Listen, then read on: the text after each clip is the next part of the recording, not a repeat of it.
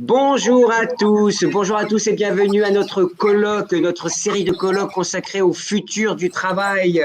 Et aujourd'hui, nous allons parler de la santé au travail. Au moment où une réforme concernant justement la santé du travail, une réforme d'ampleur se met en place, ce sujet est plus que jamais d'actualité. Et l'actualité, c'est bien entendu la crise sanitaire que nous connaissons et qui questionne les entreprises, les partenaires sociaux et bien entendu les actifs sur leur rapport au travail demain.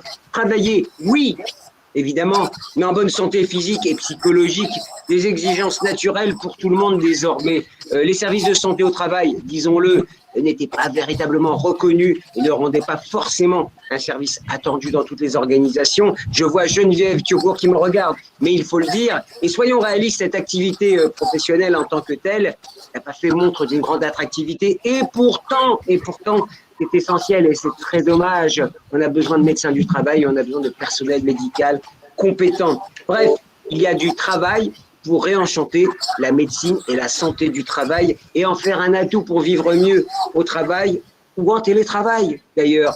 Alors aujourd'hui, nos invités débattront sur les conséquences de la pandémie et dans un premier temps et ensuite sur les enjeux de cette réforme de santé au travail qui est en cours. Mais pour commencer, j'ai la joie, l'honneur, le plaisir et que dire d'autre d'accueillir Olivier Faron pour introduire ce webinaire. Bonjour Olivier. Bonjour Gilbert et merci beaucoup de me passer la parole. Je suis très très heureux de ce moment qui nous réunit.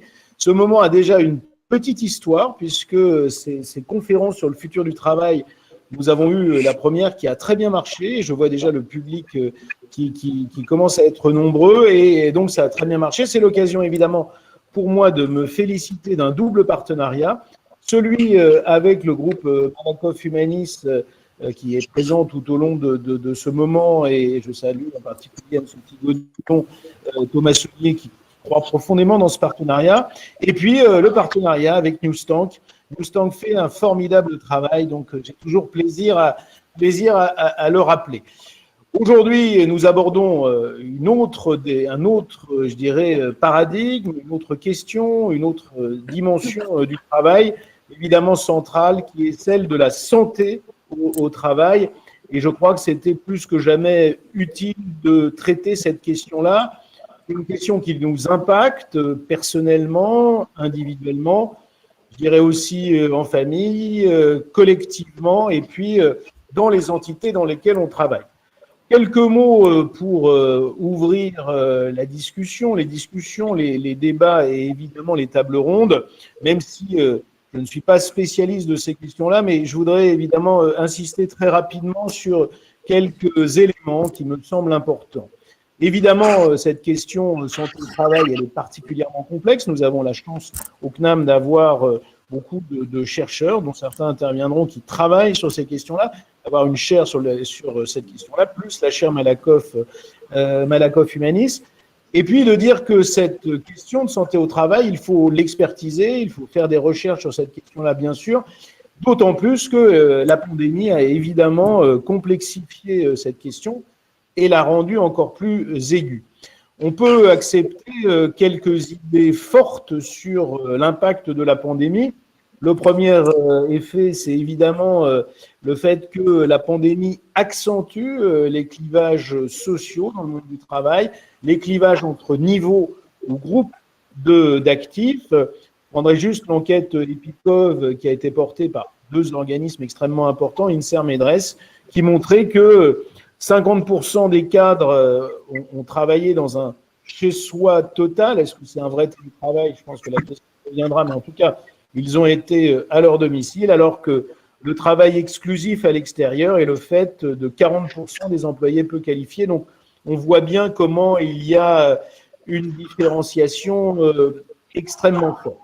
Il y a eu progressivement aussi une espèce d'idée reçue ou de point qui a circulé, qui était que être en télétravail était quelque part, évidemment, d'être protégé de la pandémie et d'être en bonne santé. Or, évidemment aussi, on constate aujourd'hui et on s'interroge de plus en plus, et les chercheurs ou les experts s'interrogent de plus en plus sur tous ces risques produits par le télétravail, le trop de connexion, cette espèce d'obsession de rester toujours connecté qui fait que, évidemment, nous mettons en place ces espaces, ces plages de déconnexion.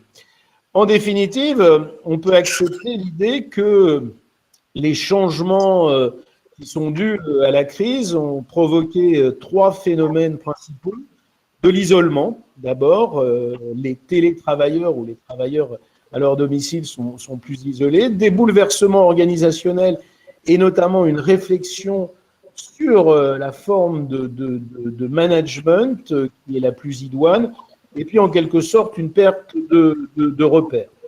Je voudrais insister en conclusion, pour respecter le temps qui m'est imparti, sur 2 dimensions qui me semblent. La première dimension, elle est changer. Le travail a changé pour respecter la santé de tous les actifs, la santé des personnes qui sont sous les responsabilités respectives que nous pouvons avoir. Je veux dire très clairement, réinventer des règles de management qui, précisément, contrebalance cette espèce de clivage social trop aigu qui a provoqué le télétravail. Et je pense que ça doit être une préoccupation. Et puis la deuxième réflexion, elle est aussi qu'il faut, en quelque sorte, positiver ce qui se passe, alors qu'on a souvent un discours un peu défaitiste.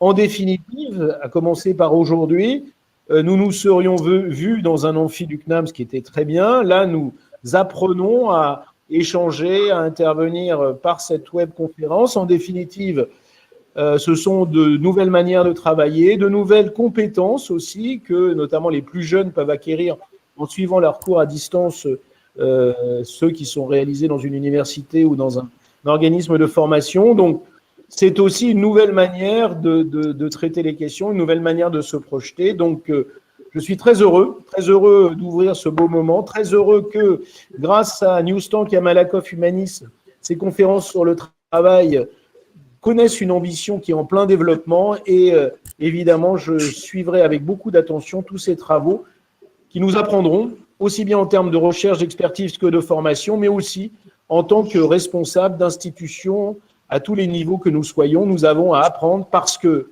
la santé de nos actifs, c'est notre bien le plus précieux, c'est ce que nous avons à protéger, c'est sur ça que nous devons capitaliser. Voilà, Gilbert, ce que je voulais dire en introduction de ce moment.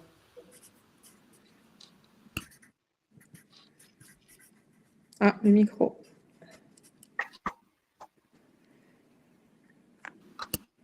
Gilbert, ton micro. Gilbert, micro. Micro. Et voilà, c'est beaucoup mieux. Voilà, j'avais coupé pour vous laisser parler, Olivier. Voilà. Qu'est-ce qui a changé pendant la pandémie? L'animateur pris à son propre piège. Voilà, vous l'avez vu. En matière de santé au travail, comme dans notre vie, cela a probablement changé tout.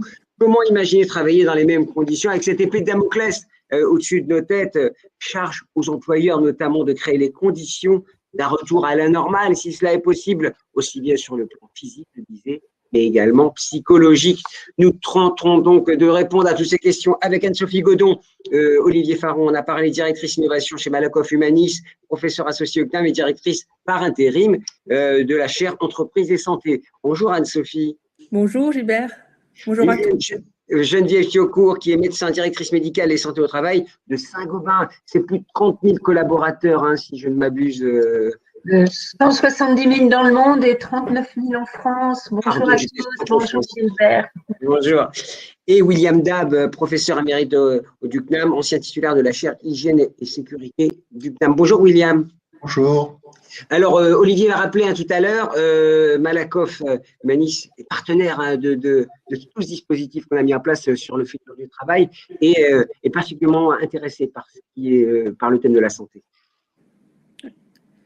Merci Gilbert. Oui, un tout petit mot peut-être pour vous expliquer pourquoi nous sommes là.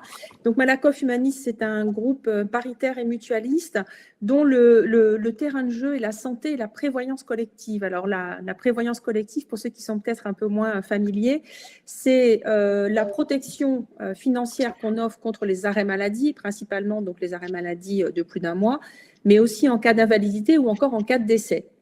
Et quand on regarde en fait dans les différentes études, enquêtes qu'on a pu mener, on voit que 45% des arrêts maladie qu'on indemnise trouvent leur origine finalement dans le travail, dans sa version la plus large. Et puis à peu près 10% des décès qu'on indemnise seraient consécutifs donc à un accident du travail ou une maladie professionnelle. Donc en tant qu'acteurs de la prévoyance collective, nous sommes concernés par ces questions de santé au travail, de plus en plus concernés parce que ces arrêts maladie longs dont on parlait tout à l'heure, eh bien, ils ont tendance à croître de manière significative depuis plusieurs années. Et donc, on partage cette conviction avec le CNAM depuis déjà longtemps, avec William, que eh bien, face à cette dérive structurelle et puis peut-être aussi conjoncturelle, on en parlera, eh bien, il faut agir en prévention de concert avec les entreprises. Et c'est la raison pour laquelle, il y a maintenant presque 8 ans, on a décidé de créer cette chaire, donc entreprise et santé, commune entre le CNAM et Malakoff Humanis, et donc qui vise à la fois mener des actions de recherche, mais aussi outiller les entreprises. Alors, vous parlez prévention et vous le savez, Anne-Sophie, Geneviève, William, que c'est le maître mot de la réforme, la prévention. Elle a été placée justement comme fil rouge de toute la réforme qui sera mise en place. On en parlera tout à l'heure de cette réforme. Qu'est-ce qui a changé? Moi, j'aimerais avec vous qu'on revienne sur cette année 2020, sur cette année, j'ai envie de dire, cette année horrible qu'on a tous connue dans nos vies, puisqu'on ne peut pas bouger, ou à l'entreprise où il faut s'adapter, se réadapter, se renouveler. Quel regard portez-vous? Alors, Anne-Sophie, on va passer la parole à William, puis à Geneviève. Vous voulez que je commence, c'est ça, Gilbert? Alors, Anne-Sophie, vous avez parlé, donc je passe la parole à William. Voilà, c'est ce que... Bonjour à tous. Peut-être la première chose à dire, c'est que une crise sanitaire de cette ampleur révèle, d'ailleurs, je pense que c'est pas le mot qui est dans le titre du séminaire, il y a le mot accélérateur. Moi, je dirais révélateur des forces et des faiblesses de nos organisations en général et de la place qu'occupe la santé dans ces organisations en particulier. On a vu que, en fait, beaucoup d'entreprises n'étaient pas, l'État n'était pas prêt, c'était évident pour tout le monde, mais beaucoup d'entreprises n'étaient pas prêtes non plus.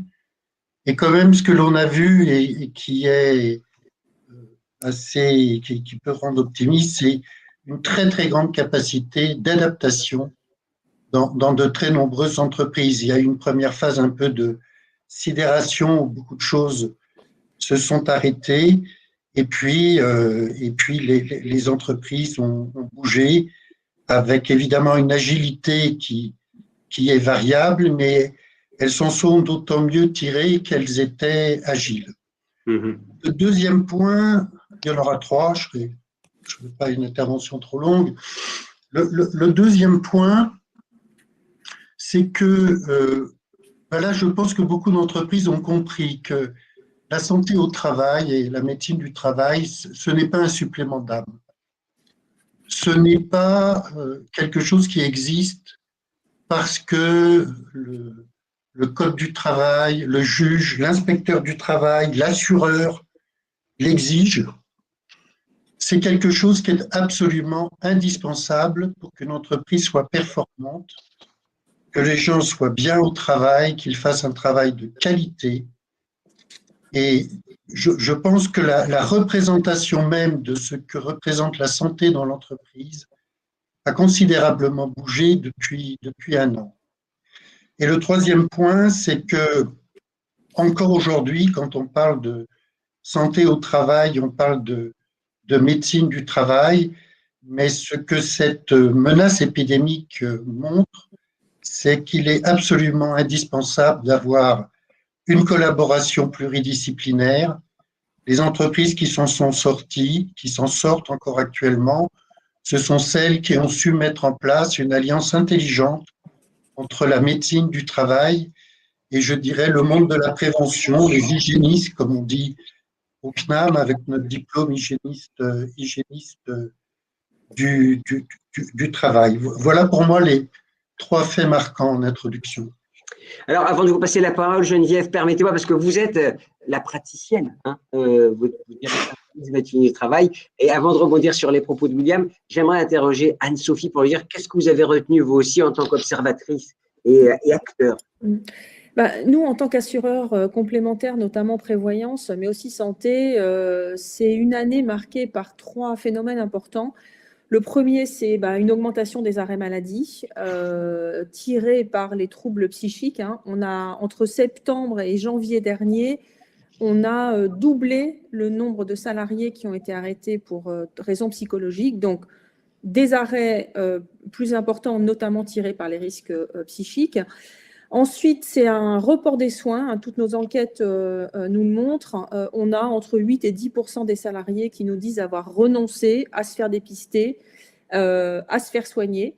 Et donc, on pousse devant nous des problèmes potentiels.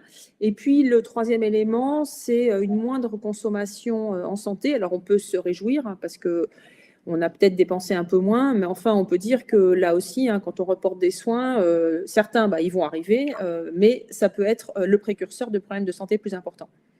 Alors, Geneviève, pourquoi j'ai gardé le meilleur pour la fin, pardonnez-moi, mais parce que quand on parle de santé au travail, avec vous, vous avez un échantillon imposant, si je puis dire, en termes d'effectifs, et là, on voit bien, est-ce que vous êtes confronté aux réalités décrites par Anne-Sophie? Oui, alors je rebondis complètement sur ce que William et Anne-Sophie ont exprimé. La première chose, c'est que la santé est devenue à la première scène, enfin au devant de la scène, non seulement pour agir, mais parce que c'était un sujet de discussion et les managers ont parlé de leur santé de la même façon que les collaborateurs parlaient de leur santé. Donc, c'était un sujet qui faisait tomber les barrières et tout le monde se retrouvait un peu au même niveau face à l'incertitude, face à la peur, l'inquiétude sur cette maladie. Moi, j'ai été frappée par la prise en main par les managers dont c'est pas le métier au sujet de cette pandémie. Ils avaient tous leur connaissance, la recherche d'en savoir plus. Ils avaient lu tel ou tel article, ils partageaient des modélisations, ils voulaient avancer, ils voulaient maîtriser. Et ça, c'est un point que je n'ai pas rencontré jusqu'à présent sur d'autres problématiques de santé, à part des crises. On a toujours quelques crises dans les entreprises, mais globalement, on a eu des managers et des top managers complètement investis. Et je pense vraiment pas uniquement parce qu'ils voulaient maîtriser le sujet pour des raisons économiques, mais pour protéger leurs salariés. C'était vraiment la première des choses qu'ils avaient en tête. Alors, il y a eu des entreprises mieux préparées que d'autres, celles qui ont des ressources, qui sont structurées en pluridisciplinarité, qui ont, on parle des ressources en prévention, mais j'insiste aussi sur le volet RH qui a été omniprésent parce qu'il y avait un travail monstrueux à mener sur toute la gestion de nos salariés, les chômages partiels, les arrêts, celles qui avaient un accord QVT, celles qui avaient un accord de travail, celles qui avaient des indicateurs, des systèmes de reporting, ont été à même de piloter plus rapidement, je dirais, la crise que celles qui partaient avec beaucoup moins de structuration que les autres.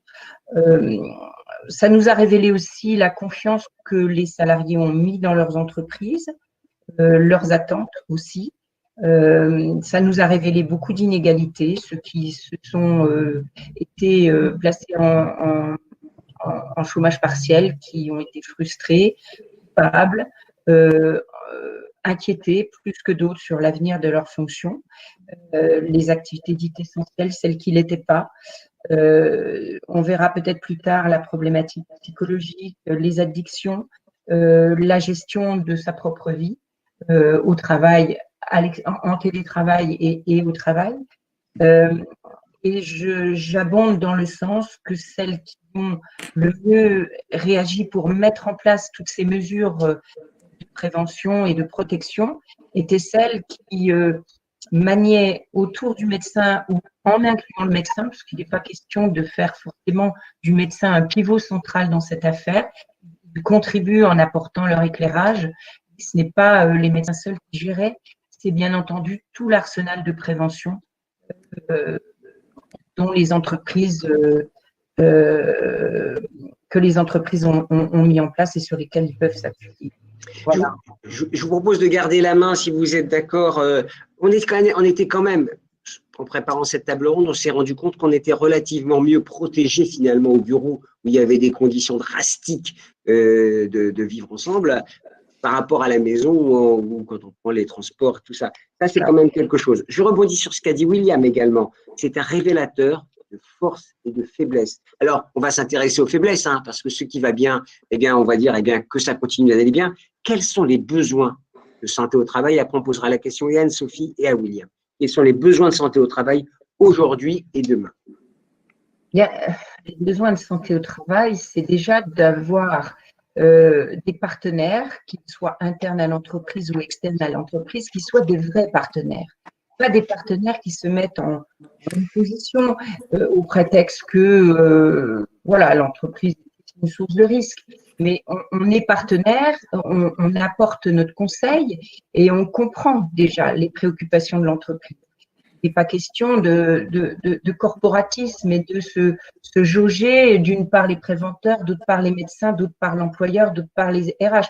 On doit tous se saisir de la question de la santé au travail avec chacun notre expertise et vraiment travailler de concert pour améliorer. Alors, il faut qu'il y ait un process qui soit établi de la même façon qu'on le sait très bien le faire en matière de sécurité, avec des objectifs, avec une politique, avec des objectifs, avec des outils, avec des indicateurs de pilotage, avec des… Bon, la santé doit se traiter, je dirais, un petit peu de la même façon. On a bien réussi en matière de sécurité. On a des indicateurs, je parle d'ici de toutes les entreprises. Depuis 20 ans, on a baissé notre taux de sinistralité de façon importante. Aujourd'hui, c'est encore un certain balbutiement en matière de santé, pas uniquement sur le risque de pandémie ou le risque de… Mais la santé au travail recouvre évidemment les risques professionnels, puis tout un ensemble de risques dont la réforme met en lumière avec la prévention de la désinsertion professionnelle. Alors, c'est quoi les faiblesses, William? Vous avez dit que ça révélait les forces et les faiblesses.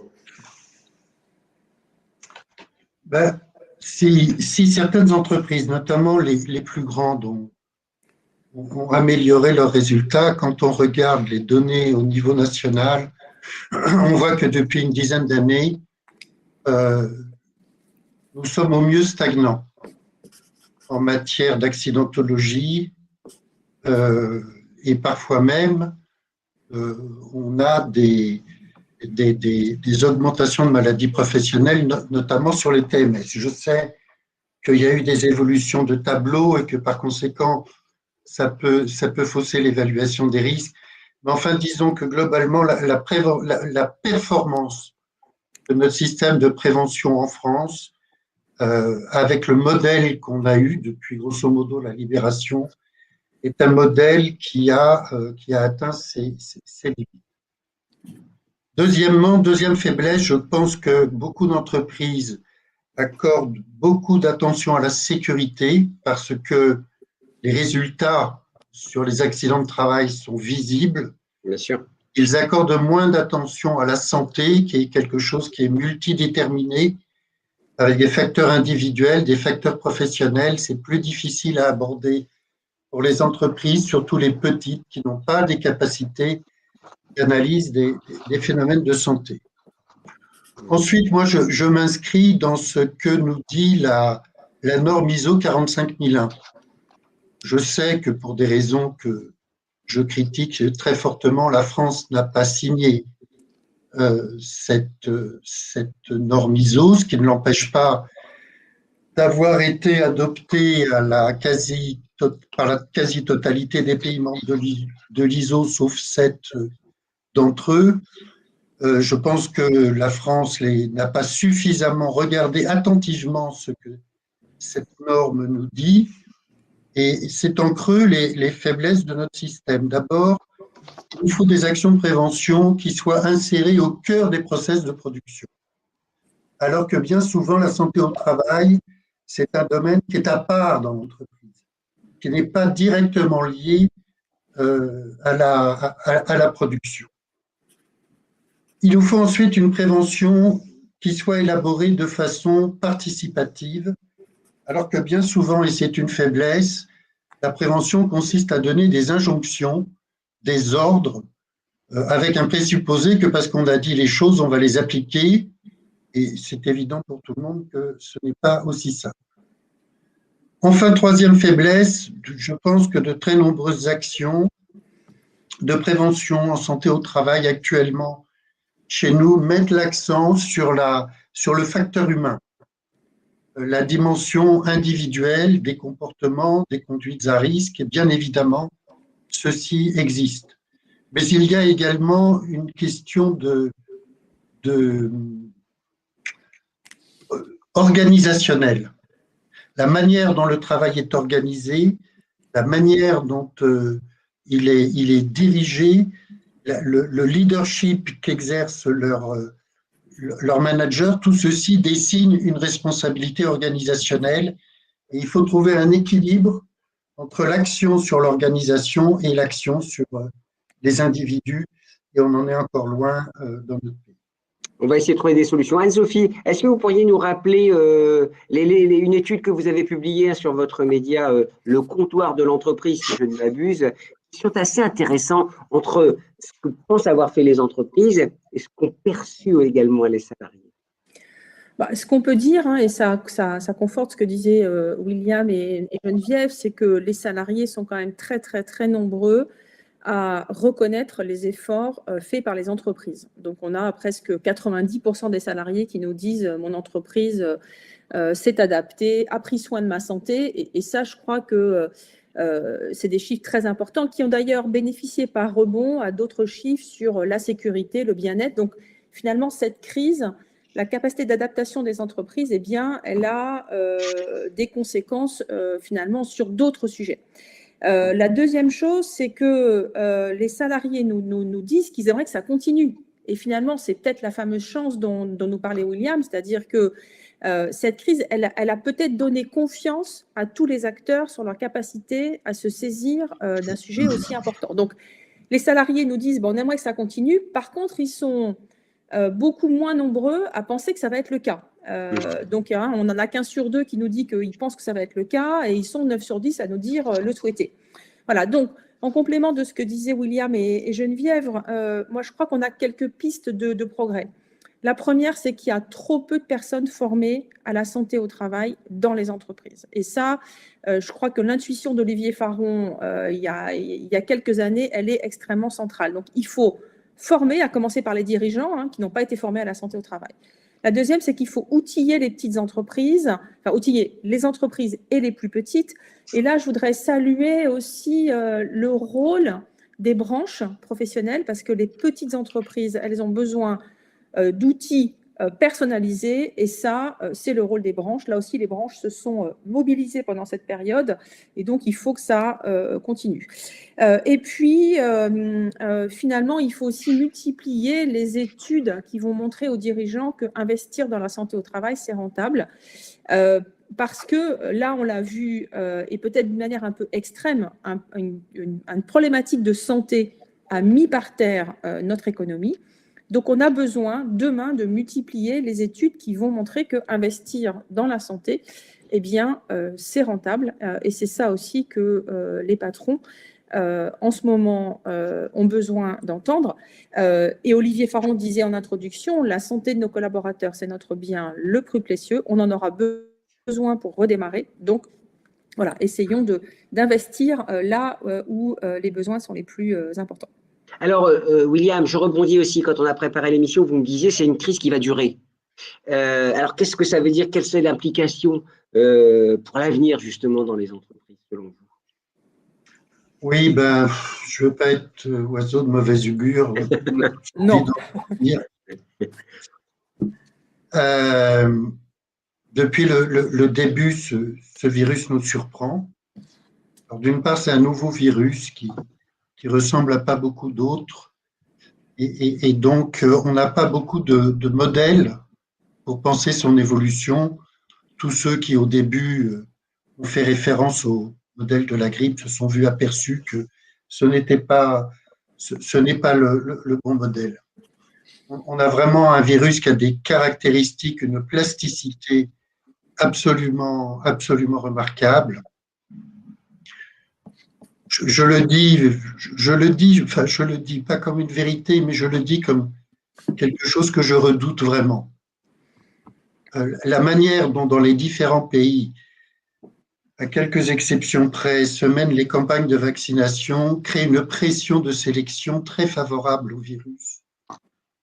Et donc, il faut garder en tête d'avoir des virus résistants au vaccin qui vont émerger. Je dis ça pour les entreprises qui nous écoutent, parce qu'on a tous envie de tourner la page et de se dire, bon, moyennant quelques adaptations, on retrouvera quelque chose de normal. Je crois que malheureusement, en tout cas, il me semble que les entreprises doivent envisager aussi un scénario d'une crise longue. Quand je dis une crise longue, c'est peut-être une crise de 2-3 ans, qui à ce moment-là pourrait impacter très durablement le cœur du fonctionnement de nos entreprises et notre vie quotidienne. Je pense donc que les entreprises doivent envisager une telle évolution. Et si actuellement, les entreprises ont beaucoup réagi de façon, évidemment, réactive, je pense qu'il faut qu'elles retrouvent une posture plus proactive et qu'elles se demandent si dans un an, nous en sommes encore là, comment est-ce qu'on garde une entreprise durable et profitable. Alors, juste deux mots avant de passer la parole à Geneviève et Anne-Sophie. La confiance dans les managers qui seront la courroie de transmission, évidemment, dans l'action quotidienne. Et l'entreprise devra avoir une sorte de baromètre, de thermomètre permanent, une capacité d'évaluation de ces risques en permanence. Et ça, c'est nouveau aussi, puisqu'on l'avait mis un peu de côté, vous le disiez un peu. Oui, alors pas au CNAM.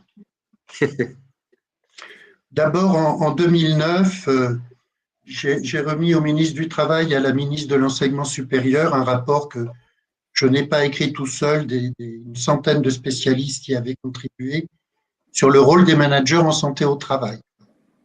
À la suite de quoi, et avec le partenariat de Malakoff Humanis, nous avons mis sur la plateforme Fun 2 MOOC, éléments de santé au travail pour ingénieurs et managers 1 et 2, qui ont été suivis par plusieurs dizaines de milliers de participants pour faire comprendre justement aux managers quel était leur rôle en matière de santé et de sécurité au travail.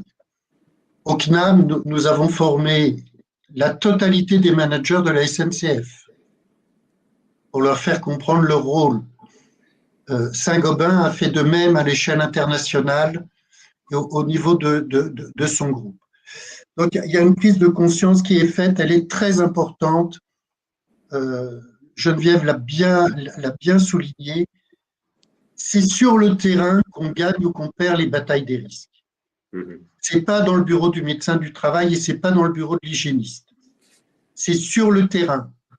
Les médecins, les hygiénistes, ce sont des experts.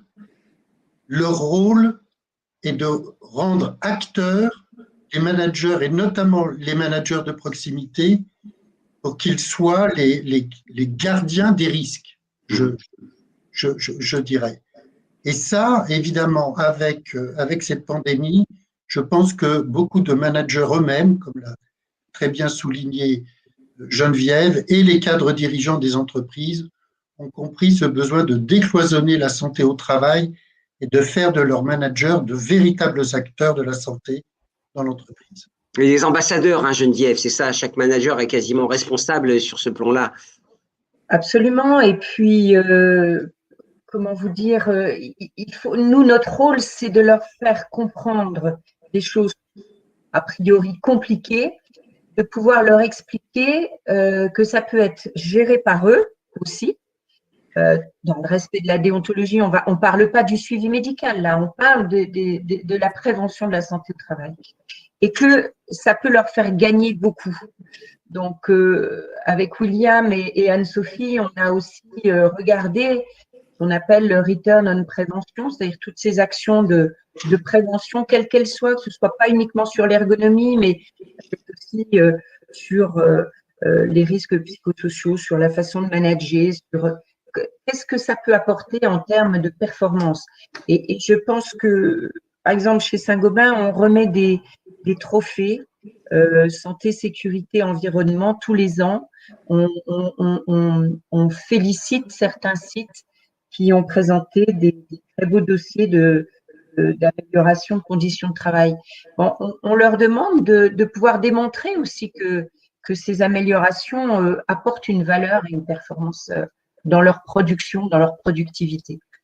Anne-Sophie, hein, le manager, c'est vous qui avez abordé des sujets quand on s'en est parlé il y a quelques jours. C'est capital. Hein. Bah, oui, c'est capital. Alors qu'ils sortent épuisés en plus, hein, c'est ce que vous disiez. Oui, oui. Ils sortent complètement cramés. C'est vrai qu'en fin d'année 2020, les managers nous disent être fatigués parce que finalement, c'est eux qui tiennent à bout de bras l'équilibre entre la santé et la performance de l'entreprise. C'est eux qui, tous les jours, procèdent aux arbitrages sur le terrain. Alors, dans un cadre, évidemment, confié par l'entreprise, mais finalement, eux-mêmes vivent des situations qui sont difficiles. Ils ont connu une année extrêmement compliquée dans laquelle il a fallu que, ils travaillent autrement. Hein. Ils ont dû réorganiser le travail, ils ont dû maintenir la motivation, essayer de maintenir le lien, l'esprit d'équipe, l'ambiance. Ils ont dû communiquer aussi parce qu'ils sont à la courroie de transmission entre les salariés et l'entreprise. Et puis, ce qu'évoquait Geneviève, ils ont dû écouter les difficultés des salariés, essayer de repérer les signaux faibles, parce qu'à distance, ce n'est pas toujours facile de repérer les signaux faibles. Et donc, ces salariés, à la fin de l'année, ils nous ont dit on est rincés. Voilà, tout ça, c'est effectivement compliqué. Et d'ailleurs, on voit même que l'adhésion au télétravail chez les managers est beaucoup moins forte en fin d'année qu'elle l'a été au milieu de l'année 2020. Voilà, donc je pense qu'ils ont expérimenté ce qu'évoquait William, c'est-à-dire cette idée que finalement, il ne faut pas que la santé, elle soit à côté du travail, elle doit être dans le travail des managers, elle est dans leur quotidien. Et je pense que cette année, ils l'ont clairement touché du doigt. Est-ce que le problème, au fond, qu'on a eu aussi, c'est que les enjeux de santé au travail, au-delà de la structure elle-même, il est variable. Il est en télétravail, il est en présentiel et il est parfois même en chômage partiel. Cette explosion des statuts dans l'entreprise a-t-elle pas rendu compliqué cette gestion de la santé, William?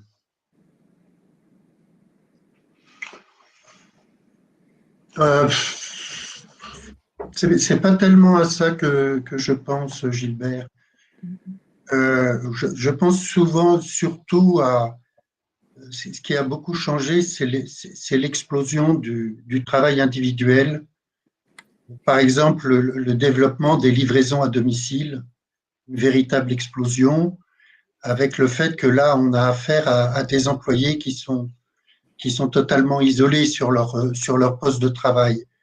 Au sein de l'entreprise, je ne saurais pas dire, dans les entreprises que j'ai accompagnées, je ne l'ai pas vu, peut-être que Geneviève pourra témoigner là-dessus, sur est-ce que la différenciation chômage partiel, télétravail a induit des difficultés d'estime de soi, des difficultés relationnelles. Moi, je n'en ai pas l'expérience. En tout cas, sur l'isolement de certains salariés, vous parliez des livreurs, par exemple, qui sont l'exemple ultime, si je puis dire, ils récupèrent un produit qu'ils apportent à un autre et sans contact véritablement, si ce n'est pour remettre un peu de sous et prendre la commande. Geneviève, même question pour vous. Ces différents statuts vous a rendu la tâche compliquée? Pas la tâche compliquée, mais on a eu affaire à des dérives, oui, à des gens qui ont perdu pied, qui ne l'auraient pas perdu sans doute sans la crise. Regardez un embauché qui a été embauché en mars dernier. Dans certaines entreprises, il n'est pas venu au bureau. Il est en télétravail depuis mars. Comment voulez-vous qu'il s'intègre? Comment voulez-vous qu'il fasse son parcours sur le terrain? C'est impossible. Le chômage partiel a été évidemment une opportunité pour les entreprises. Ah, on vous a perdu. Entreprises économiques, mais elle a fait souffrir plus d'un parce que jugée non essentielle, tout d'un coup. Vous culpabilisez parce que vous ne faites pas. Vous êtes perdu, vous êtes dans l'ennui. Les personnes qui se retrouvent confinées sans repère, enfin, j'allais dire, c'est une retraite non préparée. Vous vous retrouvez à avoir parfois trop de travail que vous vous imposez justement pour justifier que vous existez. Que vous vous imposez parce que vous avez peur d'être contrôlé, justement par un manager qui n'a pas eu l'habitude d'avoir ses équipes en télétravail, et qui veut contrôler. Alors, globalement, c'est quand même bien parce qu'il y a eu plus de confiance, il y a eu plus d'autonomie. Je trouve qu'à la suite, il faudra trouver un équilibre hybride. Nous, personnellement, chez Saint-Gobain, on avait opté dans l'accord télétravail pour 2 jours par semaine. Je pense que si on nous permet, c'est ce qu'on va essayer d'organiser. Mais surtout, ce qu'on va essayer, sur ce à quoi l'on pense actuellement et sur quoi l'on travaille, c'est essayer de redonner un cadre d'entreprise sur le terrain attractif.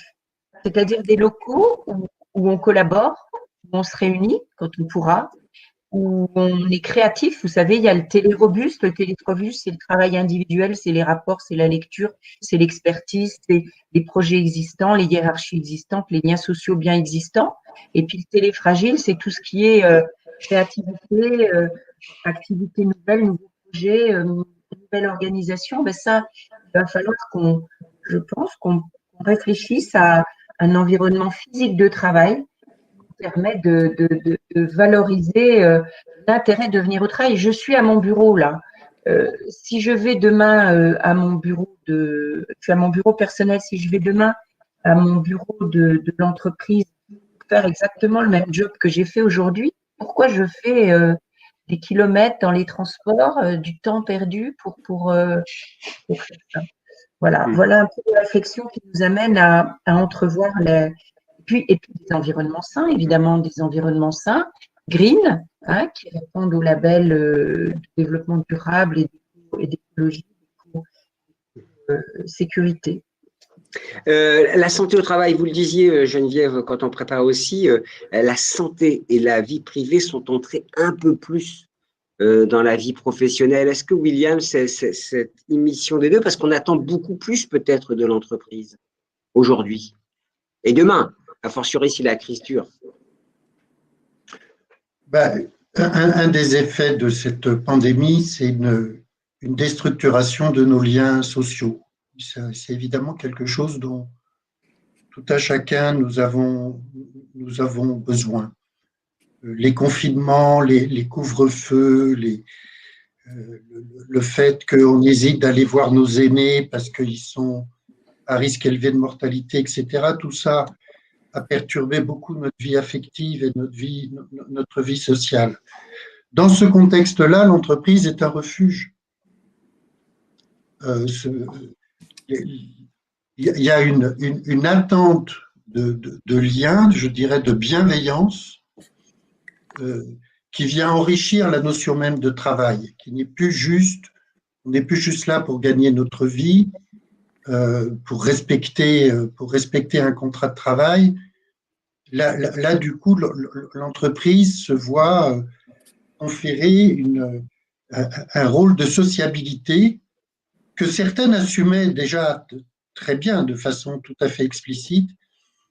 Mais là, je pense qu'il y a une pression une demande qui est forte et auquel les entreprises ont tout intérêt à porter attachement, parce qu'une entreprise qui sait être présente pour ses employés dans ces moments difficiles, c'est une entreprise qui aura d'une certaine façon un retour sur investissement. En termes d'engagement, en termes de dévouement, en termes de reconnaissance. La reconnaissance va dans les deux sens, la reconnaissance du travail fait, mais la reconnaissance aussi des efforts que les entreprises font pour préserver la santé de leurs employés. Et là, il y a peut-être là quelque chose de positif dans cette crise que nous vivons. La place de l'homme au travail, la dimension humaine du travail, peut-être que les curseurs vont bouger. Moi, je suis optimiste, donc je me dis non, on ne reviendra pas à l'état précédent. Nos entreprises sont apprenantes, elles vont apprendre beaucoup de choses de leur rôle de lien social, outre le rôle de production des biens et des services, et j'espère vraiment que ceci laissera des traces durables et positives. Anne-Sophie, le petit sondage que vous nous avez donné, ils sont encore dubitatifs pour la moins 1 sur 2. Donc, il faut que ça monte à 100%, hein, qu'ils aient totalement confiance, puisque les entreprises, elles veulent de toute façon faire le bien. Bah, je pense que, enfin, ce que disait William m'évoque un complément, c'est que notre santé, a priori, elle est pas sécable et elle dépend à la fois de nos données biologiques, de nos pratiques en matière d'hygiène, de notre travail, hein, on l'a dit, de l'environnement, aussi du système de santé dans lequel on est. Donc, le matin, on laisse pas le reste pour arriver au travail. Donc, qu'il faille agir de manière globale et s'intéresser à l'individu dans sa globalité, ça, c'est une quasi-certitude.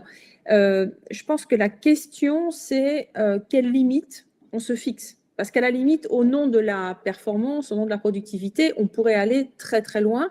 Très, très loin. Et le désir de sécurité des salariés envers leur entreprise n'a jamais été aussi élevé. La première attente des salariés envers leur entreprise, c'est la sécurité. Sécurité de l'emploi, et c'est quand même un élément important pour la santé. La sécurité en matière de santé. Donc, le désir de sécurité n'a jamais été aussi élevé. Donc, il faut que les entreprises entendent ça et qu'elles fixent leurs propres limites parce que la frontière est extrêmement vaste. Et c'est là où la capacité qu'évoquait Geneviève à constituer des réseaux finalement d'acteurs complémentaires qui vont finalement contribuer à cette prise en charge globale avec une bonne coordination, c'est probablement ça la voie dans laquelle on doit aller pour demain, c'est-à-dire une prise en charge globale, mieux coordonnée, que ce soit vis-à-vis de l'entreprise ou vis-à-vis du salarié. Geneviève, est-ce que vous avez l'impression, à quelques jours du printemps, avec l'été en point de mire, que le service de… Ça n'a rien à voir avec ce que je viens de dire, ce que je vais dire, mais en fait, je ne sais pas pourquoi ça m'est venu. Est-ce que vous avez le sentiment que le service de santé au travail est revalorisé? Parce que c'est l'enjeu de la réforme, et j'anticipe un peu sur les débats de tout à l'heure. Est-ce que vous avez ce sentiment d'avoir été remis un peu au centre du jeu? Parce que ne nous mentons pas, les services de santé au travail, c'est toujours… Alors, surtout dans les PME, hein, vous me l'avez dit en préparant, surtout dans les TPE où c'est externalisé, c'est de l'interpro. Mais est-ce que vous avez l'impression d'être revenu au centre du jeu? Alors, écoutez, franchement, dans des grandes entreprises, je participe à des réseaux de médecins coordinateurs.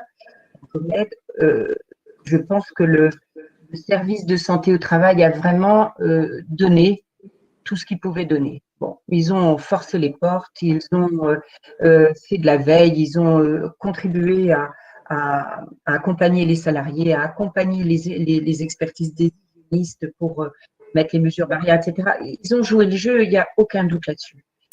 Dans les petites entreprises, les services interentreprises, alors moi je connais certains services interentreprises, globalement, le niveau de qualité est excellent. On a des médecins de services interentreprises qui sont excellents. Le gros problème, c'est qu'ils sont loin de l'entreprise. Et ils sont en charge de nombre d'entreprises différentes. Quand vous en avez une à gérer, que vous connaissez la culture de l'entreprise, que vous avez les liens avec les principaux acteurs de prévention de l'entreprise, je crois que c'est facile, mais c'est plus facile que quand vous en avez centaines à vous occuper, si ce n'est pas beaucoup plus, et que vous partagez votre temps, c'est juste impossible. Donc, je pense que il y a un pas à faire de la part des services, des entreprises plus petites. Il faut qu'elles aillent vers les services interentreprises. Certains ne connaissent même pas leur médecin de service interentreprises. Donc, moi, j'ai dans Saint-Gobain, nous avons la plupart de nos entités sont couvertes par des services interentreprises. On a des préventeurs en interne, mais le médecin est externe.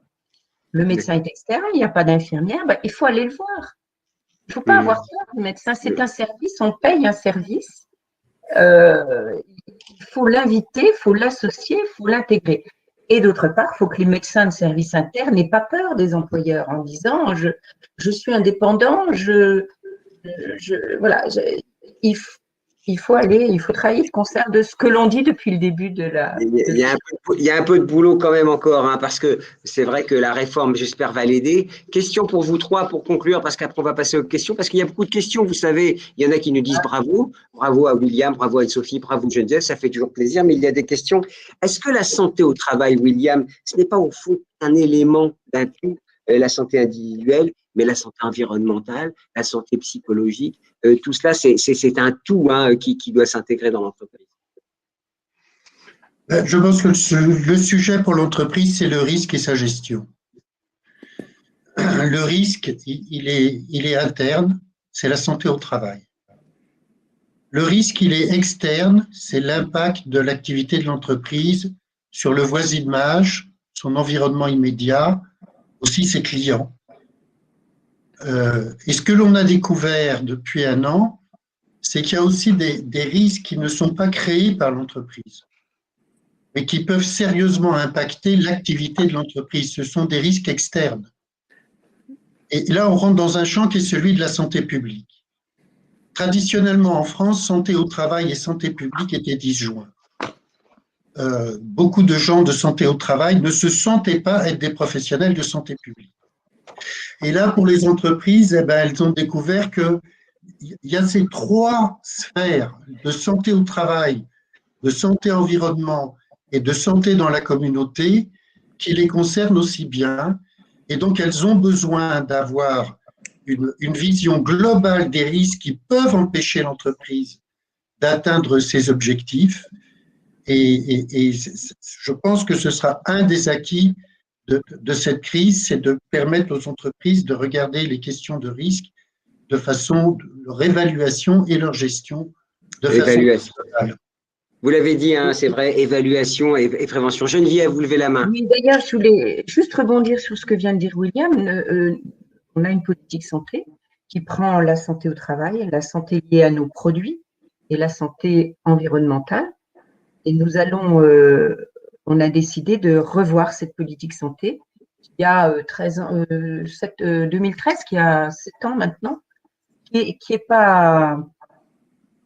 bonne encore, hein, qui s'applique, l'essence, mais on a décidé justement à la lumière de cette année, et aussi parce qu'elle date déjà depuis 7 ans, de repenser la santé au travail, la santé environnementale, la santé au sein de l'entreprise, la santé de nos bien sûr. Et les risques les risques psychologiques, Anne-Sophie, vous l'avez dit, hein, c'est massif, hein, c'est quelque chose de massif. Votre vision sur cette santé globale, il faut traiter. Puis après, on prend la question. Il est quelle heure? Vous avez 2 minutes parce qu'on doit se quitter à 16h pile, hein, n'est-ce pas, Anne-Sophie? Non, je pense que je pense que beaucoup de choses ont été dites. Moi, on a beaucoup parlé de santé. Je crois qu'il y a un deuxième pan d'intervention majeure pour l'entreprise, c'est le social, et que la santé et le social sont 2 piliers majeurs pour que finalement les salariés puissent continuer à travailler. Et je crois que voilà, nos collaborateurs sont notre bien le plus précieux. Olivier Faron l'a dit, j'ai beaucoup aimé son expression. Eh bien, voilà, il faut agir, il faut protéger ce bien précieux. Voilà, à la fois pour que, eh bien, l'entreprise puisse continuer à fonctionner et que ça bénéficie aussi à la société.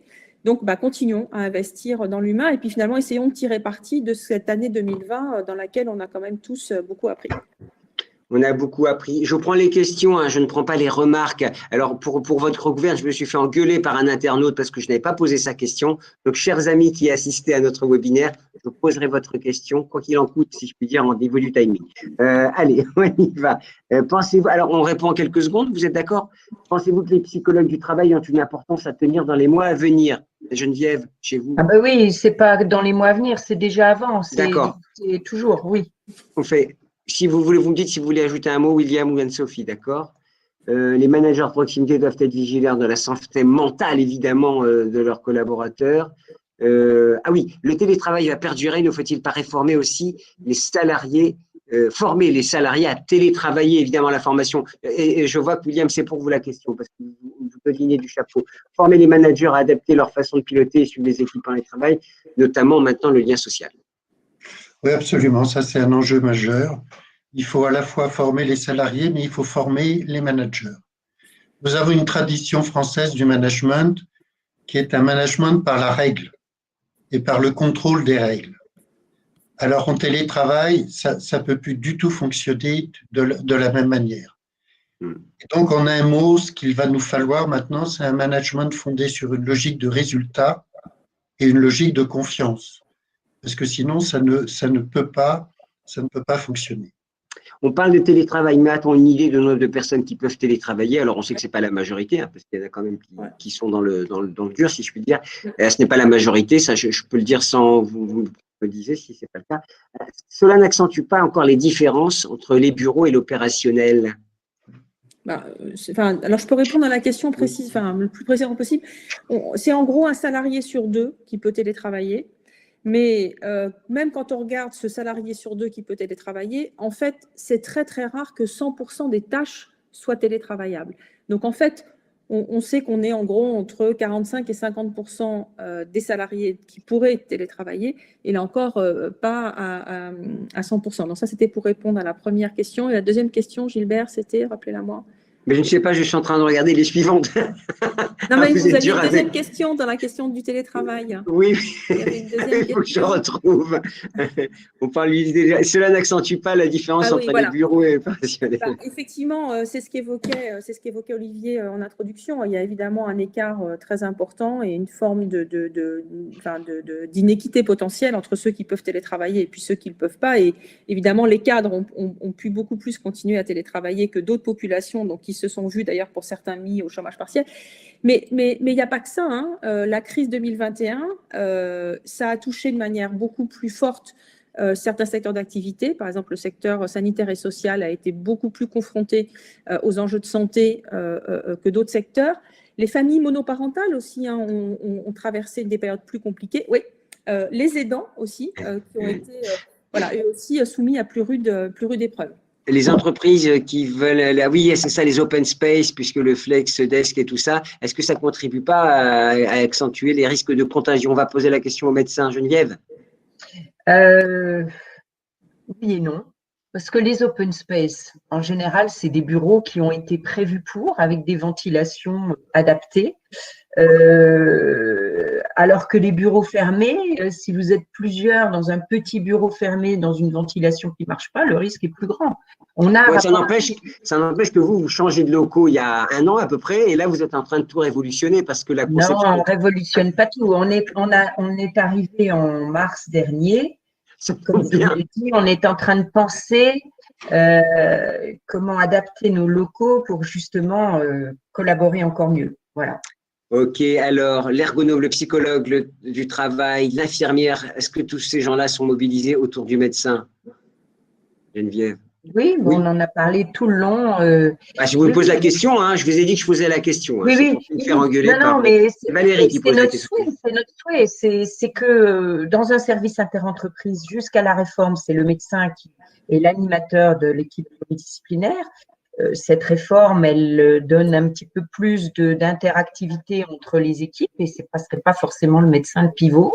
Dans les entreprises où il y a des ressources internes, c'est bien sûr, je dirais, égal à… le médecin n'est pas le pivot de toutes les… Il y a une indépendance du médecin qui est là plus pour conseiller, expertiser et apporter un avis, contribuer à des projets. Et puis, il y a la responsabilité technique de l'employeur qui est délégué à des inventeurs. Voilà. Dernière question un peu technique, je pense. Ne pensez-vous pas que le CPPT, CHSCT au sein des entreprises ne devrait pas avoir un poids beaucoup plus important? William, pourquoi vous rigolez? Oui, à vrai dire, je ne sais pas ce que ça veut dire. Donc, le comité social et économique, il est inscrit au cœur du fonctionnement de l'entreprise. Moi, je fais partie des gens qui pensent que l'intégration de la fonction CHSCT au sein des CSE était une bonne chose, justement pour favoriser le lien santé sociale dont Anne-Sophie parlait et qui est très important. Ok, 16h. Anne-Sophie, un dernier mot? Non, non, j'ai pas de dernier mot. Je pense que voilà, santé au travail, santé, bien-être, c'est un enjeu de performance aussi de l'entreprise, il ne faut pas l'oublier. Et puis, moi, je suis frappée par cette question de l'individualisation nécessaire des approches en matière de santé au travail dans un cadre collectif.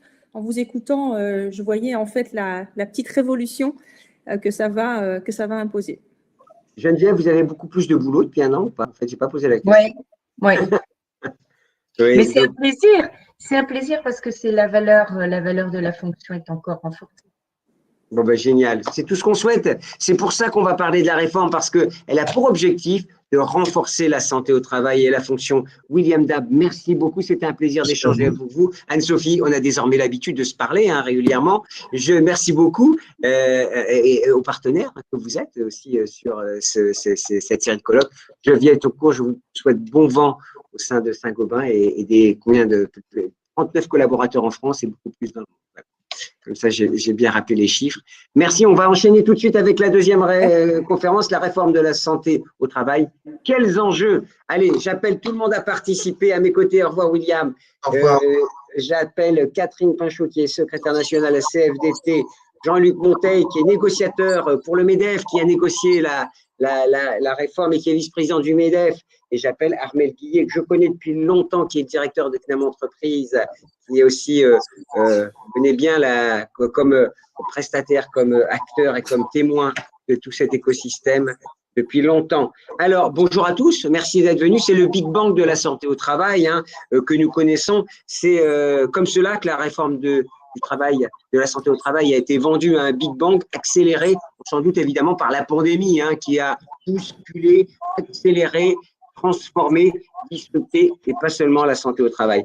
Tout le monde a y gagné, on l'a vu, à avoir un service de santé au travail performant, c'est une certitude. Et l'accord dont on va débattre aujourd'hui a réuni toutes les parties prenantes qui se sont mis d'accord. Catherine et Jean-Luc, je vous ai eu séparément, d'un côté un syndicat, de l'autre le représentant des patrons. Eh bien, vous aviez l'air tout à fait d'accord. Après, il y a des modalités à définir, mais vous aviez l'air parfaitement d'accord. Les salariés doivent bien se porter et les organisations doivent veiller sur eux, surveiller et anticiper. C'est comme ça que la réforme a été conçue, imaginée. Alors, cette réforme, elle ressemble à quoi? On va le voir avec Catherine Pinchot, secrétaire nationale de la CFDT. Bonjour Catherine. Alors, vous m'avez dit qu'il y a une alarme qui va sonner tout à l'heure. Ne vous inquiétez pas, c'est juste l'immeuble où vous êtes, ça sonne comme ça. Voilà. Bonjour. Bonjour. Vous êtes très investi sur le champ de la santé au travail. Oui, très, très investi, effectivement, et on se félicite encore et toujours de la conclusion de l'accord sur la réforme de la santé au travail qu'on attendait depuis pas mal de temps, et je pense qu'on n'était pas les seuls, justement pour permettre de faire encore plus et encore mieux de prévention en proximité et pour répondre aux attentes des entreprises conçues dans l'entièreté des parties prenantes qu'elles représentent. Voilà. Vous le verrez, Catherine connaît parfaitement le sujet et Jean-Luc aussi connaît parfaitement le sujet. Alors, j'ai écouté Geoffroy Roux de Bézieux hier, je crois, à la radio, qui parlait d'accélérateur, de booster social. Et l'illustration, c'est la santé au travail. Vous avez négocié pour le compte du MEDEF cet accord. Évidemment, c'est central pour vous aussi. Le patron, il veut que ses salariés soient en bonne santé. Oui. Bonjour à toutes et à tous. Bonjour. Ça me fait plaisir de voir Catherine parce qu'elle commençait à me manquer après toute cette séance de négociation. Mais tu as dû faire un feu de cheminée chez toi, c'est un peu brumeux. On te voit. Oui. Non, pour répondre à votre question, effectivement, on avait vraiment besoin de porter une réforme un peu innovante et de renverser la table parce que dans la table ronde précédente, on a constaté qu'en définitive, il y avait 3 médecines du travail. Il y a les services autonomes des grandes entreprises, on a les services de branche et les services interpro. Et puis, une de vos interlocutrices disait qu'effectivement, le service interpro, on manque un peu de proximité avec l'entreprise. On connaît tout compte fait pas très, très bien le cadre de travail. Et donc, il fallait alors c'est ce qu'on a fait avec Catherine et avec d'autres, c'est sortir d'un schéma auquel la France est très attachée, qui est la réparation, pour rentrer enfin dans la prévention. Alors, on vous dit déjà merci, Catherine et Jean-Luc, pour cet accord. On a à peine commencé qu'on vous remercie déjà chez nos internautes. Armel Guillet, vous êtes directeur de CNAM Entreprise, c'est-à-dire que vous êtes au service des entreprises et la santé au travail monte dans les préoccupations. Il faut former les managers, il faut former, accompagner les process, les organisations également. Exactement, c'est quelque chose qui a déjà été dit d'ailleurs un peu sur la première table ronde. Comme vous le savez, sur cette réforme, il y a 3 axes principaux, hein, la prévention des risques, la lutte contre la désinsertion et la QVT. Et sur ces 3 sujets, la formation est un élément déterminant et important, et d'ailleurs qui est soulevé à un certain nombre de reprises, aussi bien dans l'accord national interpro que dans la loi qui en découle, avec on va dire de manière transversale des enjeux de formation, d'abord des membres des CSE. C'est vrai que des organismes de formation, et le CNAM en fait partie, sont capables d'accompagner les acteurs pour se former, pour être plus pertinents dans leur mandat au sein de ces structures-là. Vous savez qu'on est passé de 3 jours à 5 jours de formation. Alors ça, on va dire, c'est le minimum. C'est-à-dire que c'est ce qui permet déjà d'avoir les bases pour pouvoir discuter, négocier. Et je crois que le mot de dialogue est important, c'est-à-dire que c'est vraiment des sujets sur lesquels, on le voit au niveau des partenaires sociaux, c'est quelque chose qui a plutôt tendance à avoir aboutir assez vite à des consensus, parce que je pense qu'on est d'accord sur un certain nombre de questions qui se posent autour de ces points-là. Et d'une manière générale, je dirais toutes les parties prenantes de l'entreprise ont intérêt à être formées, sensibilisées et à maîtriser un minimum ces sujets-là. Voilà, donc c'est un jeu de formation, et on pourra en reparler, il se décline sur chacun de ces axes qui sont mis en œuvre dans le cadre de cette réforme. Merci Armel. Là, on va rentrer dans le vif du sujet. Jean-Luc, Catherine, je sais que vous étiez aux commandes, hein, on le voit bien puisqu'on a à peine commencé, on repère tout de suite que vous étiez, je sais pas, dans le jus, si je puis dire. Pourquoi cette réforme était nécessaire et quelle est la plus-value si on voulait synthétiser le chemin qui a été fait? Catherine. Je commence alors. La réforme, elle était nécessaire parce que, comme Jean-Luc l'a souligné, on a un système en France qui est très orienté vers la réparation. Hein, c'est historique, ça a été conçu comme ça. Alors, c'est normal, et d'ailleurs, ce pan-là ne doit pas disparaître, parce que c'est normal que quand on a des salariés qui, pour X raisons liées à leur travail, rencontrent des problèmes de santé et sont plus ou moins cassés par leur travail, on puisse les réparer. C'est de l'indemnisation, hein, quand même, c'est avant tout ça. Mais ce qui ressort quand même, c'est que la France n'est pas forcément un bon élève au niveau européen. Là aussi, ça se conçoit parce que historiquement, on n'a pas les mêmes histoires, les mêmes cultures. Et donc, Jean-Luc parlait de renverser la table, parce qu'effectivement, il fallait changer de braquet et faire en sorte que la prévention soit vraiment la priorité du système. Donc ça, c'était la question de fond. Derrière cet enjeu de prévention, j'ai aussi entendu le dialogue dont Armel parlait, et je pense que là aussi, c'est dans l'accord, d'ailleurs, je pense qu'on l'a très largement mis en amont et mis au cœur de l'accord. Il doit y avoir cette question de dialogue social, de place des instances représentatives, mais aussi place du management et place des salariés pour que ça favorise le dialogue au plus près des terrains. Et là encore, Jean-Luc parlait de l'enjeu de proximité qu'il y avait et sur lequel, je pense, on s'est retrouvé dans cet accord. Une fois qu'on est d'accord sur le fond, la question, c'est comment on accompagne les entreprises, et notamment celles qui sont les moins bien loties en la matière. Et ça nécessite d'avoir des acteurs qui sont compétents et qui peuvent être en appui de ces entreprises. On va passer en revue, on va balayer tout ça. Vous imaginez qu'on n'a pas fini d'approfondir le sujet. Jean-Luc, pareil, pourquoi fallait cette réforme aussi, peut-être votre point de vue? Parce que si vous voulez, aujourd'hui, on avait du mal quand on parlait des opérateurs en santé au travail, que sont les services interpro, les services de branche. C'était un peu l'auberge espagnole, c'est-à-dire que vous aviez un niveau de service qui n'était pas le même d'un service à un autre. Vous aviez des cotisations aujourd'hui qui vont de 1 à 3. Enfin, sincèrement, pour les entreprises multisites, j'entendais tout à l'heure Saint-Gobain qui s'exprimait, ou ne serait-ce que pour les salariés qui sont en mobilité, chaque fois, c'était la découverte d'un nouvel espace, d'un nouvel environnement, et on avait franchement du mal à s'y repérer. Et ce qu'on a souhaité à travers cette réforme, c'est d'apporter des réponses de fond, mais également d'organisation, et de faire en sorte qu'on fasse réseau. Et faire réseau, c'est-à-dire avoir un socle de services en commun, un niveau de prestation de coûts qui soit uniformisé. Ça passe aussi par là, la réforme que nous avons signée en fin d'année dernière. Armelle, la formation, vous l'avez dit, il faut former encore beaucoup de gens, hein, parce que qui nous disait que les cadres de la SNCF ont été formés pour la santé au travail, mais quand on voit le chemin, puisque ce sont les courroies de transmission, les managers, hein, disons-le, dans les entreprises, pas que, mais aussi, et le besoin est immense. Alors, si on reprend cet exemple-là, d'ailleurs, de la SNCF, c'est William Dabb qui avait piloté pour le CNAM cette opération sur le plan pédagogique. On a formé sur 2 ans et demi 10 000 managers sur la question de santé et sécurité au travail. Et d'ailleurs, santé et sécurité sont évidemment 2 termes très, très liés. C'était dit tout à l'heure dans le fil de discussion par un des internautes. Ce travail-là, on s'en rend compte. En fait, il y a 2 sujets clés qui sont liés. Il y a effectivement cette question de la prévention et aussi la question de la façon dont la prévention est prise en compte, dont cette problématique est prise en compte dans les pratiques managériales. Et du coup, le sujet, ça a été de dire comment est-ce qu'on fait ça. Et là, le levier qu'on a trouvé, alors je fais juste ce petit retour d'expérience très court, mais ça a été de faire un binôme formateur entre un professionnel formateur du CNAM et un manager lui-même qui s'est formé sur ces questions-là, y compris formé pour être formateur. Et du coup, on a pu déployer sur 10 000 managers qui étaient déjà ou qui entraient, qui rejoignaient les équipes de la SNCF et de ses différentes filiales.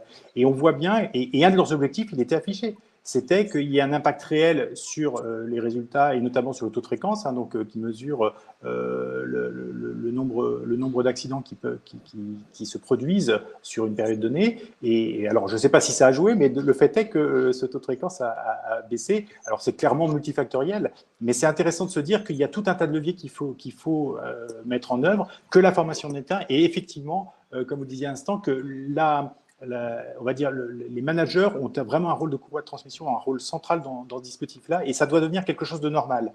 Et pour faire ça, il faut de la prise de recul, il faut de la formation, et il faut se poser des questions qui ne sont pas tout à fait naturelles au départ pour un certain nombre de managers, parce que ils ont beaucoup d'objectifs à mener aussi du fait de leur fonction, et qu'il faut que cette question-là intègre, parce que, comme vous le disiez tout à l'heure les uns les autres, c'est aussi un élément de performance de l'entreprise. Donc, il faut l'intégrer comme un élément central.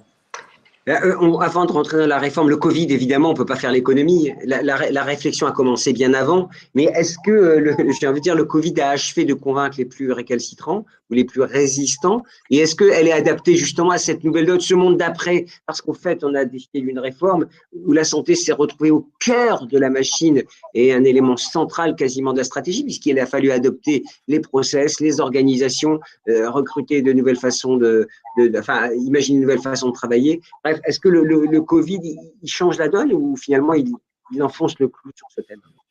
Catherine? Je pense que la table ronde numéro 1 a en partie répondu à cette question. Je pense que ça enfonce le clou et donc ça doit changer la donne. En fait, mais cette réforme, elle est adaptée justement? Elle est adaptée, oui, parce qu'à partir du moment où les acteurs de l'entreprise et les acteurs que sont en particulier les services de santé au travail et les interentreprises notamment s'emparent de tout ce qu'on a mis dans l'accord, oui, il y a tout un tas de leviers, effectivement, pour avoir une vision de la santé de manière transversale.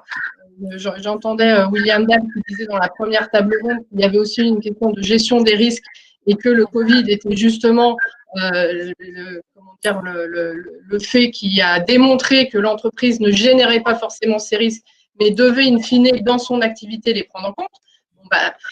Obligatoirement, ça a été intégré dans l'accord. Quand on a parlé des périmètres des risques professionnels, sont apparus la question des risques émergents, des risques biologiques, etc., etc.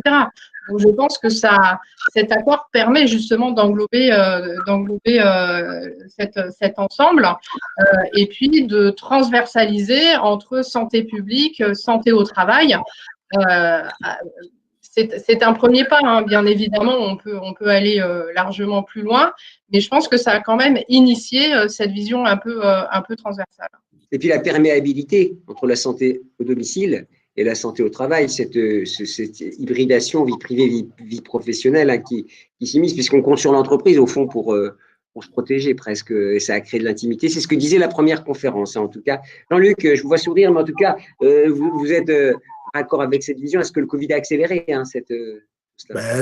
si vous voulez, ce qui se passe aujourd'hui, c'est que c'est un accélérateur. C'est-à-dire que avec cette crise sanitaire, ça a mis en exergue que la sécurité, la santé était un sujet qui n'était pas, entre guillemets, un sujet accessoire, c'était vraiment un sujet de fond. Et donc, effectivement, comme l'a rappelé Catherine, ça a mobilisé l'ensemble des partenaires sociaux pour être en capacité à réformer en profondeur et surtout à ne pas réformer pour 2 ans la mécanique, mais vraiment, on a voulu porter une réforme qui soit sur le long terme. C'est-à-dire qu'on souhaite vraiment que si demain, il y a une prochaine réforme, elle voit le jour dans 8 ou 10 ans, parce qu'on a essayé vraiment de bien cibler là où ça ne marchait pas bien. Et on a essayé également de se projeter dans l'avenir avec le numérique, les outils, l'ouverture également à d'autres acteurs que le médecin du travail, que sont les MPC, on en reparlera, hein, le nouveau statut des infirmiers ou des infirmières en pratique avancée. Voilà. On a essayé de prendre un peu d'avance sur un constat qui avait été posé par Charlotte Lecoq il y a 3 ans, on y reviendra peut-être. Monsieur. Armel, les besoins vous sentez que les besoins sont importants? Oui, alors juste pour dire un mot là-dessus, moi je serais peut-être pas tout à fait aussi optimiste sur le côté convaincre, est-ce que ça a convaincu tout le monde, etc. Parce que je pense que c'est des questions qui demandent du temps et qui demandent de s'approprier ce que sont ces questions et ces enjeux. Par contre, je reprendrai bien le terme de William Dabb sur la première table ronde, la question du révélateur. C'est-à-dire qu'effectivement, la Covid, de ce point de vue-là, joue un rôle de révélateur.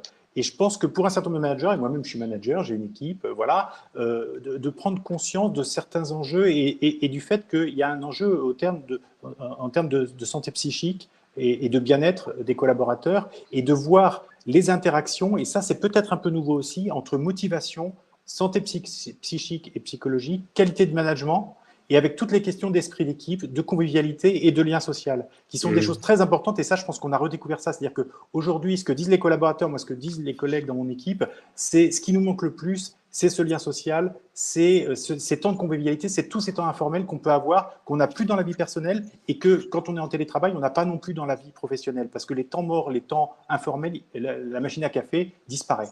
Et ça, c'est extrêmement important pour cet équilibre et du coup, le bien-être au travail. Alors après, pour répondre à la question sur les besoins, oui, on sentait depuis plusieurs années déjà la question monter de la part d'un certain nombre d'entreprises, d'organisations sur ces questions-là, les besoins de formation, non seulement, comme je le disais tout à l'heure, des acteurs, donc des CHSCT aujourd'hui, des CSE, mais aussi des managers et aussi d'une manière générale des salariés.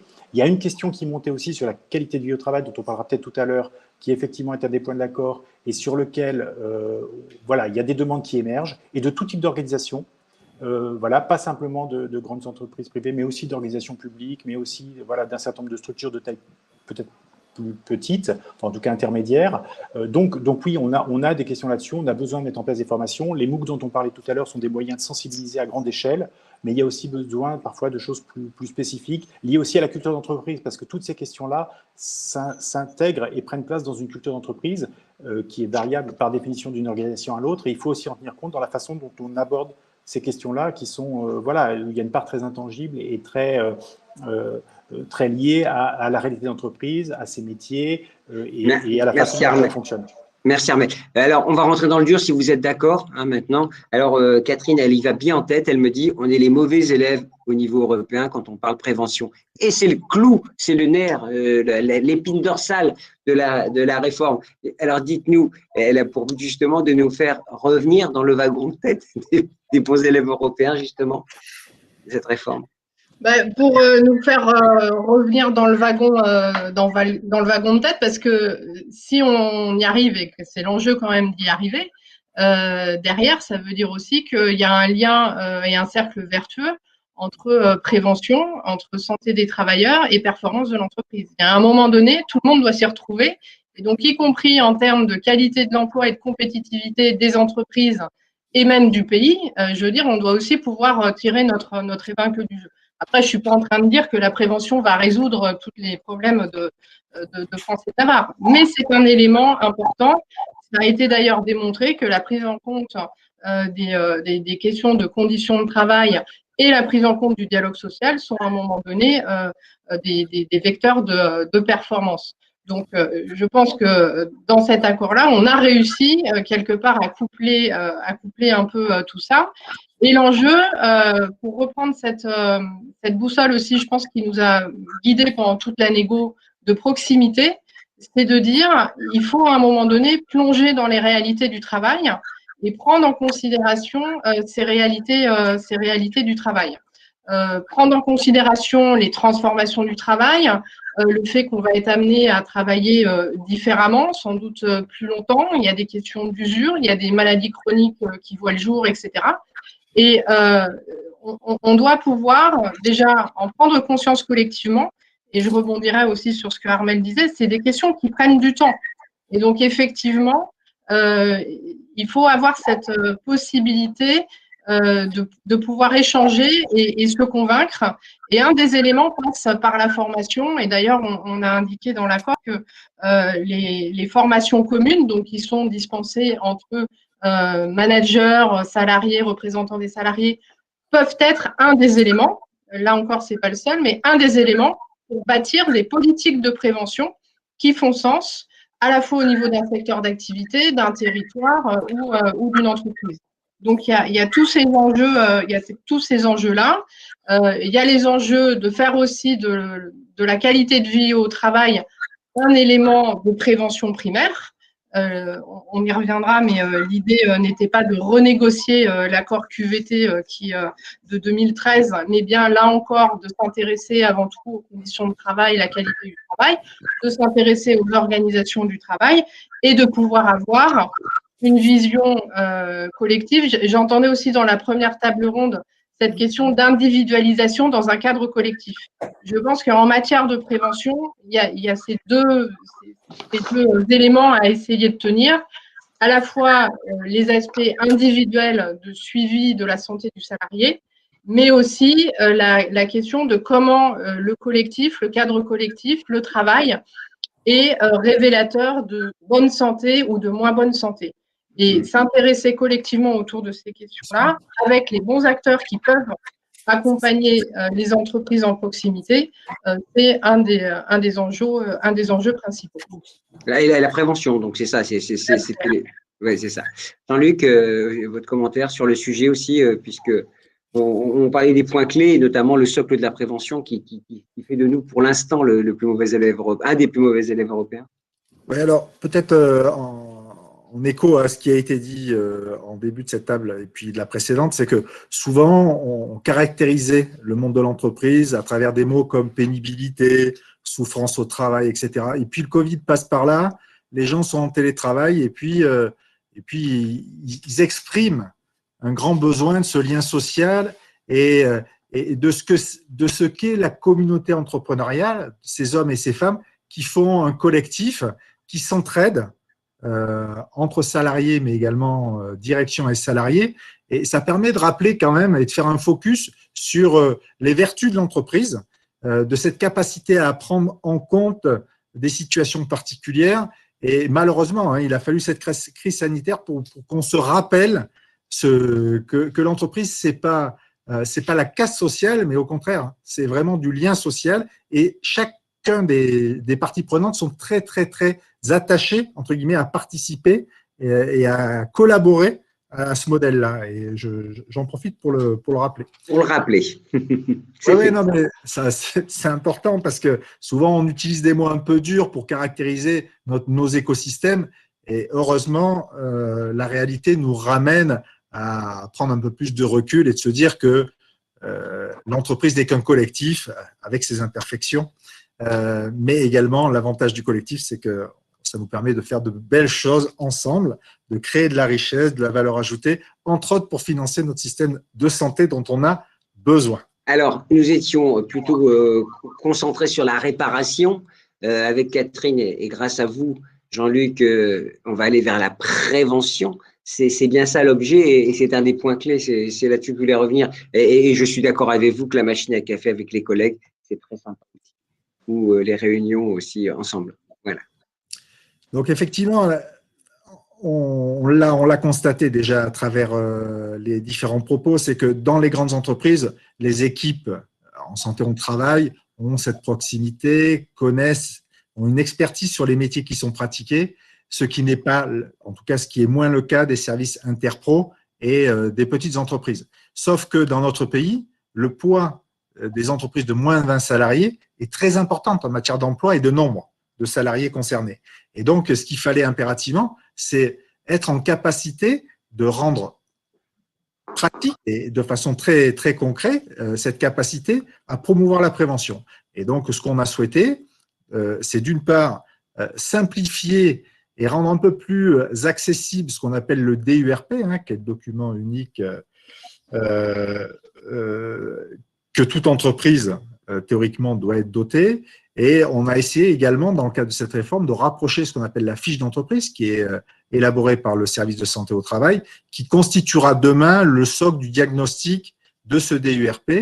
Et l'idée aussi, c'est d'intégrer le numérique pour faire en sorte que ce document copartagé dans l'entreprise puisse amener les acteurs à définir un plan d'action pour corriger les difficultés qui peuvent être constatées dans tel ou tel écosystème. Deuxième élément en matière de prévention, c'est qu'on ne fait pas de la prévention qu'à 2 ou 3. La prévention est l'affaire de tous. D'où l'émergence de ce passeport en matière de prévention, parce que si on fait cet effort, cette pédagogie autour de la prévention, plus on amène le collectif de l'entreprise à se préoccuper de ce sujet-là, eh bien, plus on aura de facilité, entre guillemets, à être vertueux en matière de prévention. Et donc là aussi, c'est une innovation portée par cette réforme. Même demain, dans le cadre de la mobilité des salariés, un salarié qui aura la capacité à montrer son engagement à travers des formations, à travers différents modules en matière de prévention, je pense que je serai à sa place, je le mettrai dans mon CV parce que c'est un élément déterminant pour un futur emploi ou dans le cadre de l'aide à sa mobilité. Donc, je vous donne quelques exemples pratico-pratiques des efforts qu'on a souhaité porter en matière de prévention dans le cadre de cette réforme. Parmi les points clés, on va les passer en revue, ça ne vous embête pas? Comme ça, on fera un peu de pédagogie tous ensemble. Et vous me dites si j'ai oublié quelque chose, parce que je ne suis pas un expert quand même de la santé au travail. Un point qu'on avait vu aussi avec Catherine, et quand j'en parlais avec Jean-Louis, il me disait, bon, ça c'est le truc de Catherine, la qualité de vie au travail, ou plus précisément la qualité du travail. Alors, qu'est-ce que ça veut dire comme concept? Qu'est-ce que vous avez voulu approfondir avec cette notion?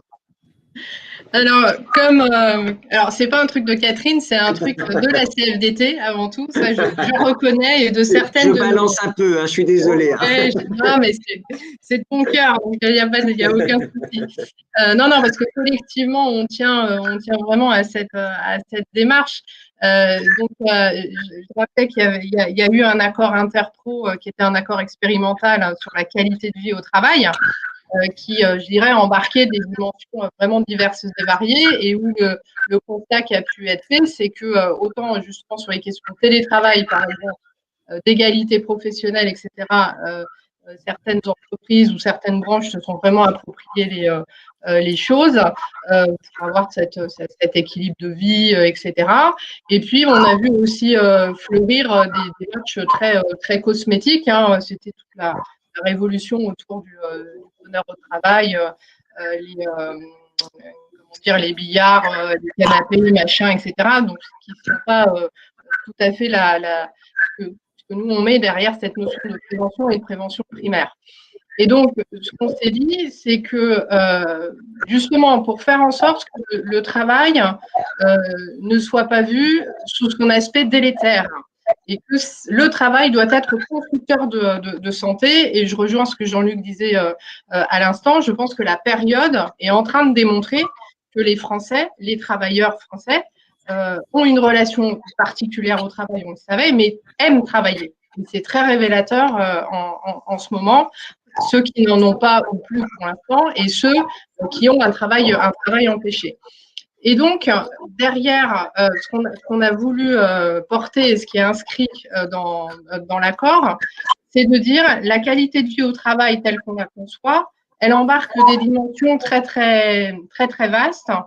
Mais ce qui importe et ce qui permet de faire l'engagement et de contribuer au bien-être des salariés et à la performance de l'entreprise, c'est le travail bien fait.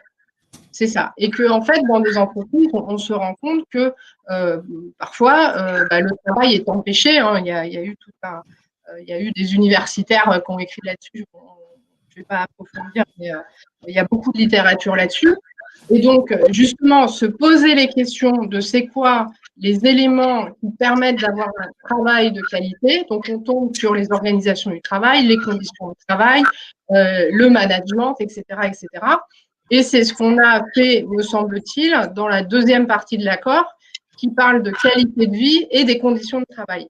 Nous, on était plutôt sur la notion de qualité du travail, mais globalement, l'idée, c'est bien ça, c'est de faire du travail et des conditions de sa réalisation un élément qui permette de faire de la prévention, et une fois de plus, dans une vision collective. Donc Jean-Luc, prévention, on n'a pas parlé.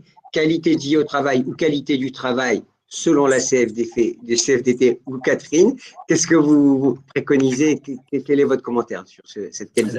Autour de la qualité de vie au travail, il y a un sous-jacent qu'on appelle les RPRS, donc les risques psychosociaux, comme vous le savez. Et donc, la difficulté que nous avons sur cette thématique, on a d'une part une croyance forte, qui est de dire que, et on se rejoint avec Catherine, c'est que pour que l'écosystème soit efficace, il faut que tout le monde soit à l'aise dans ses baskets et bien dans sa tête. Seulement, l'origine du mal a souvent des sources diverses et variées. Et donc, c'est ce qu'on appelle des sources. L'origine est multifactorielle, c'est-à-dire que est-ce que c'est la contrariété de croiser son patron le matin qui vous met une peur, ou est-ce qu'en partant de la maison, vous êtes engueulé avec votre conjoint et ça vous met en mauvaise humeur pour la journée? Voilà. Ou la voiture qui n'a pas démarré, vous m'aviez dit. Oui, effectivement, c'est un critère que je n'avais pas pris en compte. Mais je le retiendrai. Donc, c'est très complexe, entre guillemets, pour savoir d'où vient la cause pour arriver à pouvoir la traiter. En tout cas, ce qui est certain, c'est que au rythme où vont nos entreprises, compte tenu de l'exigence croissante de nos clients, quel que soit le secteur d'activité, il faut impérativement qu'on ait des modèles très réactifs pour pouvoir s'adapter à ces nouvelles exigences et donc avoir un staff, quel que soit le rôle du coéquipier, qui soit entre guillemets dans des conditions optimum, concerne l'entreprise et donc l'employeur et l'entreprise doivent s'impliquer dans la qualité de vie de son collaborateur. Donc, il y a plein d'initiatives dans plein d'entreprises. Malheureusement, on n'en parle peut-être pas assez souvent, mais en particulier dans la PME-TPE, c'est moins visible parce que souvent, ça se traite autour du café. C'est presque la famille dans les petites boîtes. Hein. Et donc, c'est moins perceptible. Il y a moins d'actions peut-être plus visibles que dans certaines grandes entreprises qui mènent des programmes autour du sport. Bon, je sais que Catherine n'était pas très favorable à ce que ce sujet soit dans l'accord, mais il y a plein de raisons et il y a plein de… Alors après, sur le management et sur la… Bon, parce que ce que vous a pas dit Catherine, parce qu'elle ne vous dit pas tout, c'est une cachotière, c'est que effectivement la qualité du travail, c'est une idée fixe de la CFDT, mais le co-management des boîtes, c'est aussi, ça fait partie des idées fixes de la CFDT. Et donc, voilà, pourquoi demain? Parce qu'il y aurait une co-direction entre employeurs et syndicats, ça changerait le modèle et ça le rendrait plus vertueux. Bon, la démonstration n'est pas faite. Bon, on va rester sur la réforme si vous êtes d'accord. Hein, on fera un débat sur ce sujet. Mais alors, j'ai noté le sport, vous ne souhaitez pas, mais on ne va pas l'aborder, mais c'est intéressant quand même. La qualité du travail, c'est essentiel hein, chez les managers. Et comment ils vont l'appréhender, Armelle? Il faudra aussi leur dire comment faire, comment sortir ce sujet. Oui, de fait, je pense que pour moi, il y a peut-être plusieurs volets. D'abord, effectivement, l'ANI dont parlait Catherine tout à l'heure redéfinissait la qualité de vie de travail. C'est d'abord une histoire d'affaires perçues, c'est-à-dire qu'il y a des conditions de travail dans lesquelles on exerce son activité professionnelle. Il y a la capacité qu'ont les acteurs, donc les salariés, à s'exprimer, à agir sur le contenu de ce travail-là. Et c'est à partir de là que va se déterminer la perception de la qualité de vie au travail. Enfin, ça, c'est pas moi qui l'invente, hein, je fais que reciter, parce que d'ailleurs, l'ANACT reprenait derrière dans ses brochures sur le sujet. Et ça veut dire quoi? Ça veut dire que dans les entreprises, on doit être sensibilisé sur ces deux volets-là, et donc du coup, sur les actions qu'on peut avoir et que le manager peut avoir pour faire en sorte que ces conditions soient réunies. À la fois les conditions objectives dans lesquelles on exerce et puis la façon dont les salariés vont pouvoir être partie prenante de ça et pouvoir exprimer peut-être certaines frustrations, pouvoir être en mode participatif sur certaines actions, pouvoir interagir voilà, qu'il y ait des choses qui s'élaborent collectivement. Et tout à l'heure, Jean-Luc parlait beaucoup de la question du collectif de travail et qu'on redécouvre que l'entreprise est un collectif de travail. Et ça, je pense que c'est un élément central voilà, qu'on redécouvre d'une certaine manière. C'est-à-dire que quand ça manque, eh ben, les choses se délitent. Et du coup, le troisième volet qui est lié à ça, c'est la question du sens. Et je pense qu'en tant que manager, on a un rôle central par rapport à cette question du sens. Non pas que le manager invente ou donne le sens, mais par contre, il va permettre à chacun de s'y retrouver et de faire en sorte que le travail qu'on fait prenne sens. Et d'une certaine manière, la qualité de vie au travail, elle se dégrade quand on perd le sens de ce qu'on fait.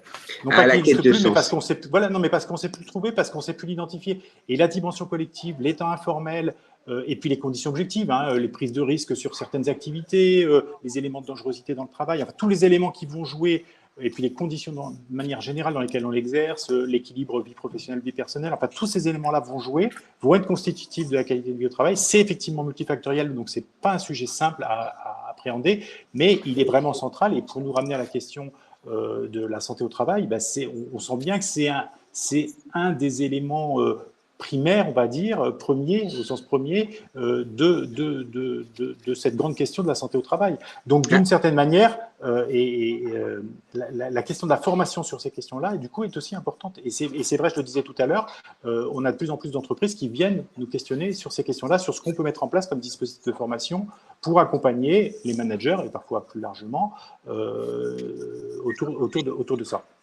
Alors, dernier point de la réforme, c'est le rôle, je reprends ce que vous m'avez dit, Catherine, hein, je me permets, le rôle singulier des services de santé au travail, qui a évidemment pris de l'ampleur avec la crise de la Covid, mais il y a deux aspects. C'est la réorganisation que j'ai beaucoup évoquée avec Jean-Luc, hein, qui voit dans les dépenses de santé beaucoup d'argent dépensé, mais peut-être une réorganisation à repenser, et également l'apport de nouvelles compétences et de la médecine de ville notamment, qui va aussi bousculer certaines habitudes. Catherine, votre point de vue sur le rôle de la santé au travail. 1, son organisation. 2, ces nouveaux dispositifs avec la médecine de ville. Alors, c'est un élément effectivement qui avait été pointé dans le rapport de Charlotte Lecoq il y a 2 ans et demi, hein, qui, au-delà du diagnostic, proposait quand même un scénario très disruptif auquel on avait à la CFDT quand même bien adhéré, avec la mise en place de France Santé Travail tant au niveau national qu'au niveau régional, pour justement élargir les compétences dont les entreprises avaient besoin, notamment les plus petites, pour faire de la prévention et pas que du suivi individuel des salariés. Je vais me répéter, Jean-Luc l'a entendu je ne sais combien de fois pendant la négo, mais voilà, bouge-toi les oreilles. Derrière santé au travail, il y a certes santé, mais il y a aussi travail. Et pour le coup, là aussi, et donc il faut sortir d'une approche médicale et médicalisée de la santé au travail. J'ai l'impression que vous êtes beaucoup parlé et nous, c'est la première fois qu'on vous entend, donc faites comme si c'était la première fois. Désolée Jean-Luc, je vais remettre une couche là-dessus. Et donc derrière, les services de santé au travail et notamment interentreprises, qui sont ceux qui accompagnent les plus petites entreprises, celles qui ont besoin justement d'être accompagnées. Pour certains, ont la taille critique et les compétences qui vont bien, et pour d'autres, ça nécessite justement de prendre un peu d'ampleur et au-delà d'avoir des équipes pluridisciplinaires, d'avoir des équipes multidisciplinaires, c'est-à-dire qui peuvent aussi s'appuyer sur des visions telles que l'ergonomie, la sociologie du travail, etc., qui sont des compétences dont, en fonction des besoins, parfois les entreprises ont besoin au regard de leurs problématiques. Donc, il y avait une nécessité de transformer effectivement cette organisation à partir du scénario Lecoq qui était extrêmement disruptif, et puis on a vu ce que ça engendrait. On a bien vu collectivement que ce n'était pas la voie de passage qui permettait de faire quoi que ce soit. Et d'ailleurs, au final, on s'est plutôt recentré dans l'accord sur la proximité avec ces services de santé au travail, avec cette ouverture, cette articulation avec la médecine de ville, donc la mise en place des médecins praticiens conseils, qui pour autant ne sont pas forcément la solution miracle, mais peuvent être intéressantes justement pour suivre la santé des salariés qui ont le moins de risques dans leur travail. Modulo, ça c'est tous les enjeux de la mise en œuvre concrète. Modulo, le fait qu'entre les médecins praticiens correspondants, les services de santé au travail, il y ait bien une collaboration qui puisse vraiment prendre en compte les réalités du travail. Voilà, donc au demeurant, l'ouverture à cette médecine de ville et avec la mise en place des MPC se fait aussi en regardant dans les services de santé au travail non seulement quelle est la bonne taille critique, quelles sont les compétences à avoir, donc ça re-questionne aussi comment les médecins du travail reprennent leur place, comment les infirmiers en santé au travail ont un peu plus de délégation, etc. Et puis, l'accord le précise bien, il y a des missions autour de la prévention, il y a des missions autour de la prévention de la désinsertion professionnelle, qui est un vrai enjeu pour aujourd'hui et pour demain, et il y a des missions sur le suivi des salariés. Et donc, c'est tout l'enjeu, justement, aussi d'avoir à la fois la taille critique et les bonnes compétences qu'ils font. Pour autant, il y a aussi une articulation à avoir avec les autres acteurs qui font de la prévention, qui sont à la fois les acteurs du handicap, par exemple, ou qui sont les acteurs qui ont des compétences historiques, j'ai envie de dire, sur la question de la qualité de vie au travail et des conditions de travail, qui sont le réseau ANAC-TARACT, ou alors les préventeurs que l'on trouve dans les CARSAT. Donc, un des enjeux, c'est l'articulation, notamment au niveau local, de tous ces acteurs-là. Donc là, vous êtes en train de nous expliquer que ça va changer l'organisation, les nouveaux interlocuteurs, les nouveaux professionnels, comment ça va s'organiser? Parce que j'en ai quand on préparait, vous me disiez ce qu'on a connu hier, avec des bureaux peut-être plus concentrés, des bureaux plus pluridisciplinaires. Qu'est-ce qui va se passer concrètement? Ce qui va se passer, comment dire, c'est pas parce qu'on l'a inscrit dans un accord que d'un coup tout va se faire. C'est qu'il faut aussi qu'il y ait à un moment donné une prise en compte et une conviction commune et collective qui puisse se faire de l'intérêt de faire changer les choses et pour faire en sorte que la mayonnaise prenne, j'ai envie de dire. Et là, pour le coup, on a tous un rôle, et en particulier les signataires de l'accord que nous sommes, mais de notre côté, tous les militants qu'on a dans les entreprises, dans les branches, au niveau territorial, dans les services de santé au travail, etc. Et de la même façon, au niveau des employeurs, du management, et puis des autres acteurs. Il y a à un moment donné aussi le fait qu'il y a une proposition de loi qui va venir acter et, je dirais, inscrire dans le dur un certain nombre d'éléments. Il y a un engagement collectif qui doit aussi se faire, mais tout ne va pas se faire d'un coup de baguette magique. Hein. Il faut bien évidemment qu'on avance. La volonté, Jean-Luc, me semble-t-il, c'était un peu de bousculer l'organisation qui n'était pas optimum, enfin, me semble-t-il. Oui, effectivement, donc pour compléter ce que vient de dire Catherine, c'est qu'en matière d'organisation, on a souhaité mettre un seuil de 75 000 salariés pour chacun des services de santé au travail. Vous avez beaucoup de services de santé au travail qui ont 20-25 000 salariés. Et donc, ce qu'on souhaite, c'est qu'on pense qu'il faut obtenir une taille critique, non seulement pour faire des économies de gestion, mais surtout pour être en capacité de développer des équipes pluridisciplinaires par grande famille de métiers. En clair, ce qu'on reproche souvent aux médecins et aux équipes pluridisciplinaires, c'est que ce sont des généralistes, alors qu'on attend d'eux une prestation de spécialiste. Et donc, c'est très compliqué pour les équipes pluridisciplinaires de sauter du commerçant à la société high-tech, à l'industriel à 14 heures et on finit chez l'artisan maçon à 16 heures. C'est très compliqué, entre guillemets, d'avoir une connaissance précise des secteurs d'activité. Si on arrive à avoir des services qui ont cette taille critique, alors on pense qu'on aura une reconnaissance du service rendu par cette expertise des équipes pluridisciplinaires. Donc, c'est le pari de la spécialisation. 2, on n'en a pas parlé, mais ce qui est important, c'est qu'un socle commun à l'ensemble de ces services va être institué, ce qui générera une cotisation qui sera harmonisée, et qu'au-delà du service, c'est une innovation dans le cadre de l'ANI, on va venir certifier par un tiers de confiance. On va certifier que le process, c'est-à-dire la façon d'apporter le service, est le même partout. Et cette certification servira au direct pour, entre guillemets, renouveler l'agrément pour les services. Donc, ce qui est important, c'est qu'on va venir, entre guillemets, exercer un contrôle bienveillant sur les bonnes pratiques des services pour justement apporter la garantie aux utilisateurs que, où qu'ils soient, ils sont traités, entre guillemets, avec la même volonté, la même qualité de service. Et puis, je le dis parce qu'on ne le dit jamais assez, mon cher Gilbert, c'est que remercions les employeurs d'avoir effectivement poussé cette porte du MPC, du médecin praticien correspondant, pour trouver une solution, alors qui n'est pas idéale, mais entre guillemets, c'est une solution. Vous savez comme moi que la démographie des médecins du travail ne nous est pas favorable et que aujourd'hui, vous avez un certain nombre de médecins de ville qui, naturellement, de par leur formation, jouent la carte de la complémentarité avec les spécialistes.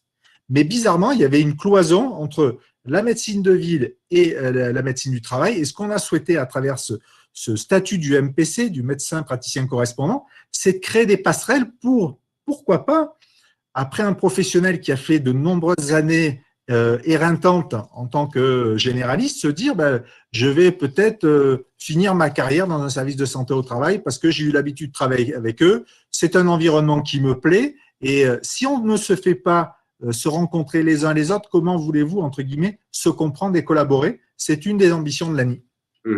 On voit bien enfin, on peut se le dire quand même, ça marchait pas assez bien jusqu'à maintenant. Quand Catherine, Jean-Luc, Armel, la santé au travail, enfin les services tels qu'ils étaient aujourd'hui organisés.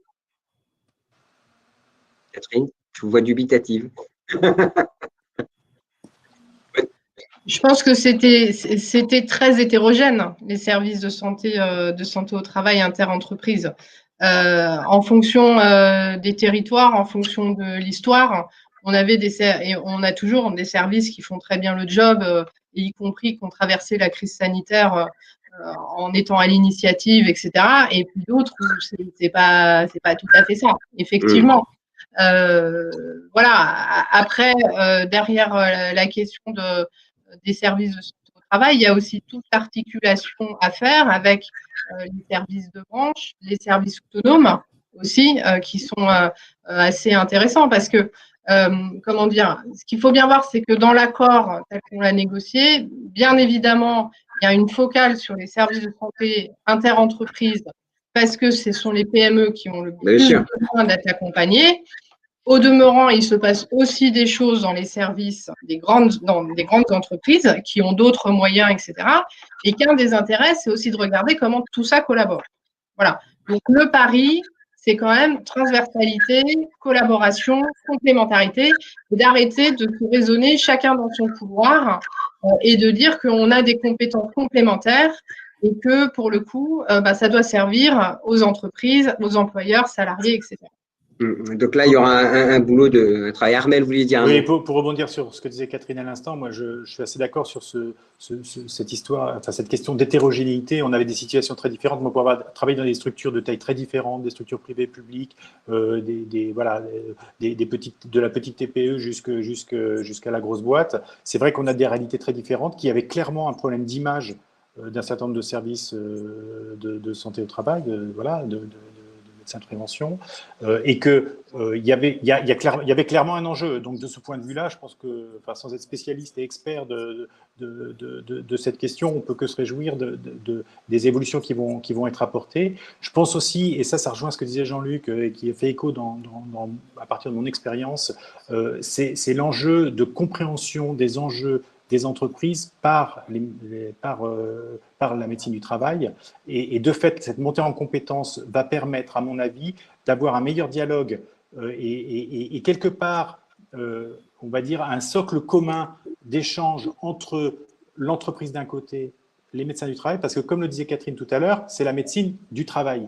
Et donc, ça apporte un certain nombre de spécificités dans la façon d'exercer et dans la façon de prendre en compte la réalité de l'entreprise dans laquelle le salarié vit, évolue et est confronté à un certain nombre de problématiques ou de difficultés d'ailleurs. Et donc, si on n'est pas conscient de ça, si on n'est pas capable de discuter avec le manager de l'entreprise, du service ou de l'entité dans laquelle évolue le salarié, on ne comprendra pas toute la problématique. Et donc, il y a des enjeux, à mon avis, assez importants autour de ça pour qu'il y ait une vraie efficacité et du coup un service rendu et à l'entreprise et à chacun des salariés qui vont consulter le médecin du travail pour justement qu'on apporte les bonnes réponses. Et à mon avis, autour de ça, il y a des enjeux auxquels, je pense, sur lesquels on va progresser. Alors, il y a un sujet aussi, moi, que j'aimerais aborder, vous allez me dire, parce qu'on aurait pu l'aborder avant dans la première conférence, je me permets de l'aborder avec vous, c'est qu'il y a un problème quand même d'attractivité de la santé au travail. Les médecins, ils ne se précipitent pas pour être médecins du travail. Les professions libérales, ce qui explique d'ailleurs qu'on l'a ouvert à la médecine de ville pour essayer d'avoir des compétences supplémentaires. J'imagine, je me place. Est-ce que vous avez travaillé sur cette attractivité ou il faut simplement revaloriser ce service, cette singularité du service, comme vous disiez, Catherine?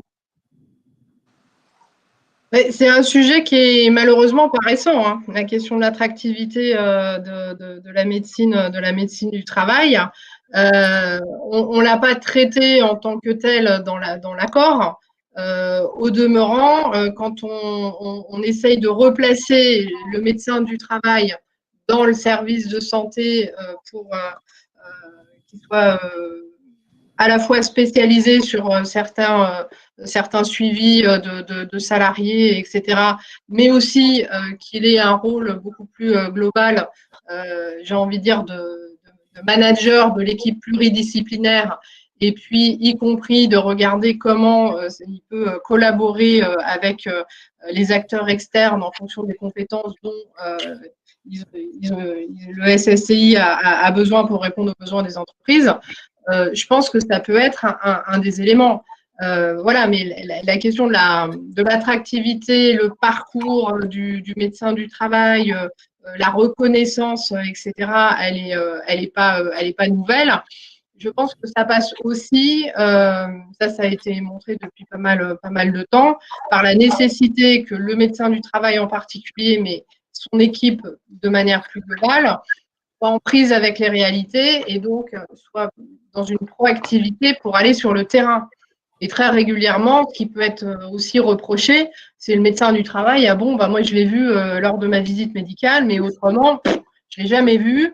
Il n'est jamais venu s'intéresser collectivement, quelle que soit la taille de ma petite boîte, à mes problématiques. Qu'est-ce qu'il peut m'apporter? Donc, il y a tout un enjeu aussi très pédagogique à refaire ce lien.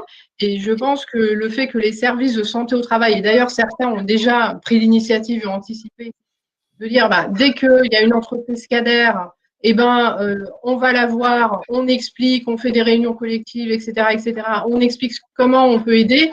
Tout ça, ça fait partie aussi d'une dynamique pour redorer globalement, j'ai envie de dire, la médecine du travail, le secteur de la santé au travail, qui, je le répète, intéresse le médecin du travail, mais qui embarque aussi tout d'autres compétences qui sont nécessaires au niveau collectif. Jean-Luc. Alors, pour répondre à votre question, mon cher Gilbert, je vais mettre ma casquette CFDT. Et la réponse, elle est simple. C'est par la qualité du travail. C'est-à-dire que la mission qu'on a dans cette réforme, c'est d'en faire des super spécialistes, des managers d'équipe. Et donc, je pense que un jeune qui se prépare à ces métiers de la santé, il va se dire le seul endroit où demain je pourrais manager des équipes, où je serai reconnu comme étant un hyper spécialiste, parce que les cas simples, on l'a vu, iront à la médecine de ville ou aux infirmiers en pratique avancée. Eh bien, c'est à travers la qualité du travail qu'on sera en capacité de faire la promotion de ce job. En tout cas, nous, partenaires sociaux, les seuls moyens que nous avons, c'est de travailler sur ces sujets. En plus, vous me disiez, en plus, ils sont bien payés. C'est même pas une histoire de salaire, c'est vraiment une histoire d'attractivité, là, purement. C'est ça qui est absolument incroyable. Armelle, un mot aussi sur l'attractivité. C'est un sujet sur lequel il faut travailler, parce que ça fait partie aussi de la revalorisation de ce service au niveau des entreprises. Ah ben, on le voit bien. Alors, le CNAM n'est pas positionné sur la formation des médecins, donc j'aurais du mal à parler sous cet angle-là. C'est à peu près une des seules formations qu'on ne fait pas, d'ailleurs, dans les domaines professionnalisants. Mais clairement, la question du rapport entre l'attractivité des métiers, l'image, et puis du coup, l'appétence pour les personnes qui se forment sur ces questions à aller, et notamment du coup à aller vers la santé au travail, c'est des questions qui sont extrêmement fortes, mais je dirais qu'ils s'appliquent sur tous les métiers, hein, et on sait bien que certains métiers sont plus attractifs que d'autres, certains secteurs sont plus attractifs que d'autres. La question, c'est quel levier on a. Voilà, j'aurais peu de choses à rajouter à ce que vient de dire Jean-Luc. Alors, on y va parce que, comme je le disais, je me suis fait engueuler lors d'un précédent webinaire parce que je ne posais pas les questions. Alors, je regarde. Alors, très fort le MEDEF, bravo. Les psychologues arrivent, même si c'est encore trop timide. Alors, quid des branches professionnelles, quid des CCI? Les CCI, je ne pense pas qu'ils aient à faire. Les branches, est-ce qu'ils auront un rôle dans votre… Un mot rapidement, parce qu'on a très peu de temps. Catherine? Si Jean-Luc. Ouais, si Catherine m'y autorise, parce que je demande toujours autorisation avant de parler à Catherine. Il s'est passé des choses durant cette négociation qu'on ne veut pas savoir. Hein. Non, vous ne saurez rien. Et donc, si vous voulez, ce qui se passe, c'est que vous avez un certain nombre de branches professionnelles qui ont des services de branche. Et puis en plus, nous, en tant que service interpro, on a aussi besoin de l'expertise des branches, ne serait-ce que dans notre projet de ces équipes pluridisciplinaires spécialisées. En clair, on a besoin de tout le monde, mais les branches ont une vraie expertise pour l'évaluation des risques et les plans d'action qu'on peut conduire pour justement endiguer ces risques dans l'entreprise. Catherine, rapidement, mais je vous pose la question tout de suite, vous répondez aux deux, parce qu'il y a une question sur les TPE qui est très intéressante. Quid pour les TPE, hein, pour les aider avec un accompagnement pratico-pratique, qui peut les accompagner, voilà. Alors, je vais faire effectivement d'une pierre deux coups parce que les branches professionnelles, pour compléter ce que Jean-Luc a dit, il y a aussi un rôle de dialogue social, de définition de ce que c'est que les politiques de santé au niveau des branches, au niveau des secteurs d'activité en fonction des risques spécifiques. L'accord reprécise que les branches ont un rôle à jouer en matière de documents uniques, justement, qui est la base des politiques de santé. En matière de formation, il peut y avoir aussi des formations spécifiques en fonction des risques, etc. Et que tout l'enjeu, c'est d'être aussi support et de pouvoir fournir un certain nombre d'outillages aux entreprises et notamment aux plus petites.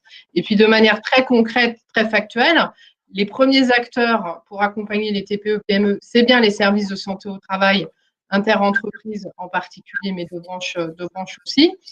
Modulo la nécessité d'avoir d'autres compétences supplémentaires en fonction des besoins. Ok, ça y est, c'est fini. Comme disait Jean-Louis Aubert, voilà, c'est fini. Superbe chanson d'ailleurs, en fait. Je ne sais pas pourquoi je parle de Jean-Louis Aubert, vous m'avez inspiré. Sans doute. Armel, Jean-Luc, Catherine, alors merci beaucoup parce que c'était clair. C'est important de maîtriser ce sujet en cette période de pandémie. Hein. Vous vous doutez bien que on va tous avoir le regard fixé vers le service de santé au travail. On l'a vu, Catherine, c'est beaucoup plus simple dans les services intégrés. On avait Saint-Gobain, 200 000 collaborateurs, 35 000 en France. Bon, le service de santé au travail, il est consubstantiel à l'existence même de l'entreprise parce que s'il n'y en avait pas, ça poserait d'énormes problèmes. On voit bien qu'il y a tout un volant d'entreprise, 1 et 100 salariés qui peuvent être parfois, alors même s'il y a des obligations légales, on voit bien qu'il y a un chantier important. Jean-Luc, il appelle de ses voeux une meilleure productivité, hein, pour reprendre un terme qui est si cher aux chefs d'entreprise, dans la gestion de la médecine du travail, une plus grande efficacité pour Catherine, hein, c'est déjà bien, pour faire de la meilleure prévention. Armel sera toujours là avec le CNAM, on le souhaite de toute façon. Merci beaucoup. Armel, vous répondez, il y a une question sur la SNCF et on reçoit des remerciements, ça veut dire qu'on a été très bon. Merci à tous, à très bientôt. Merci. Merci. Au revoir. Au revoir.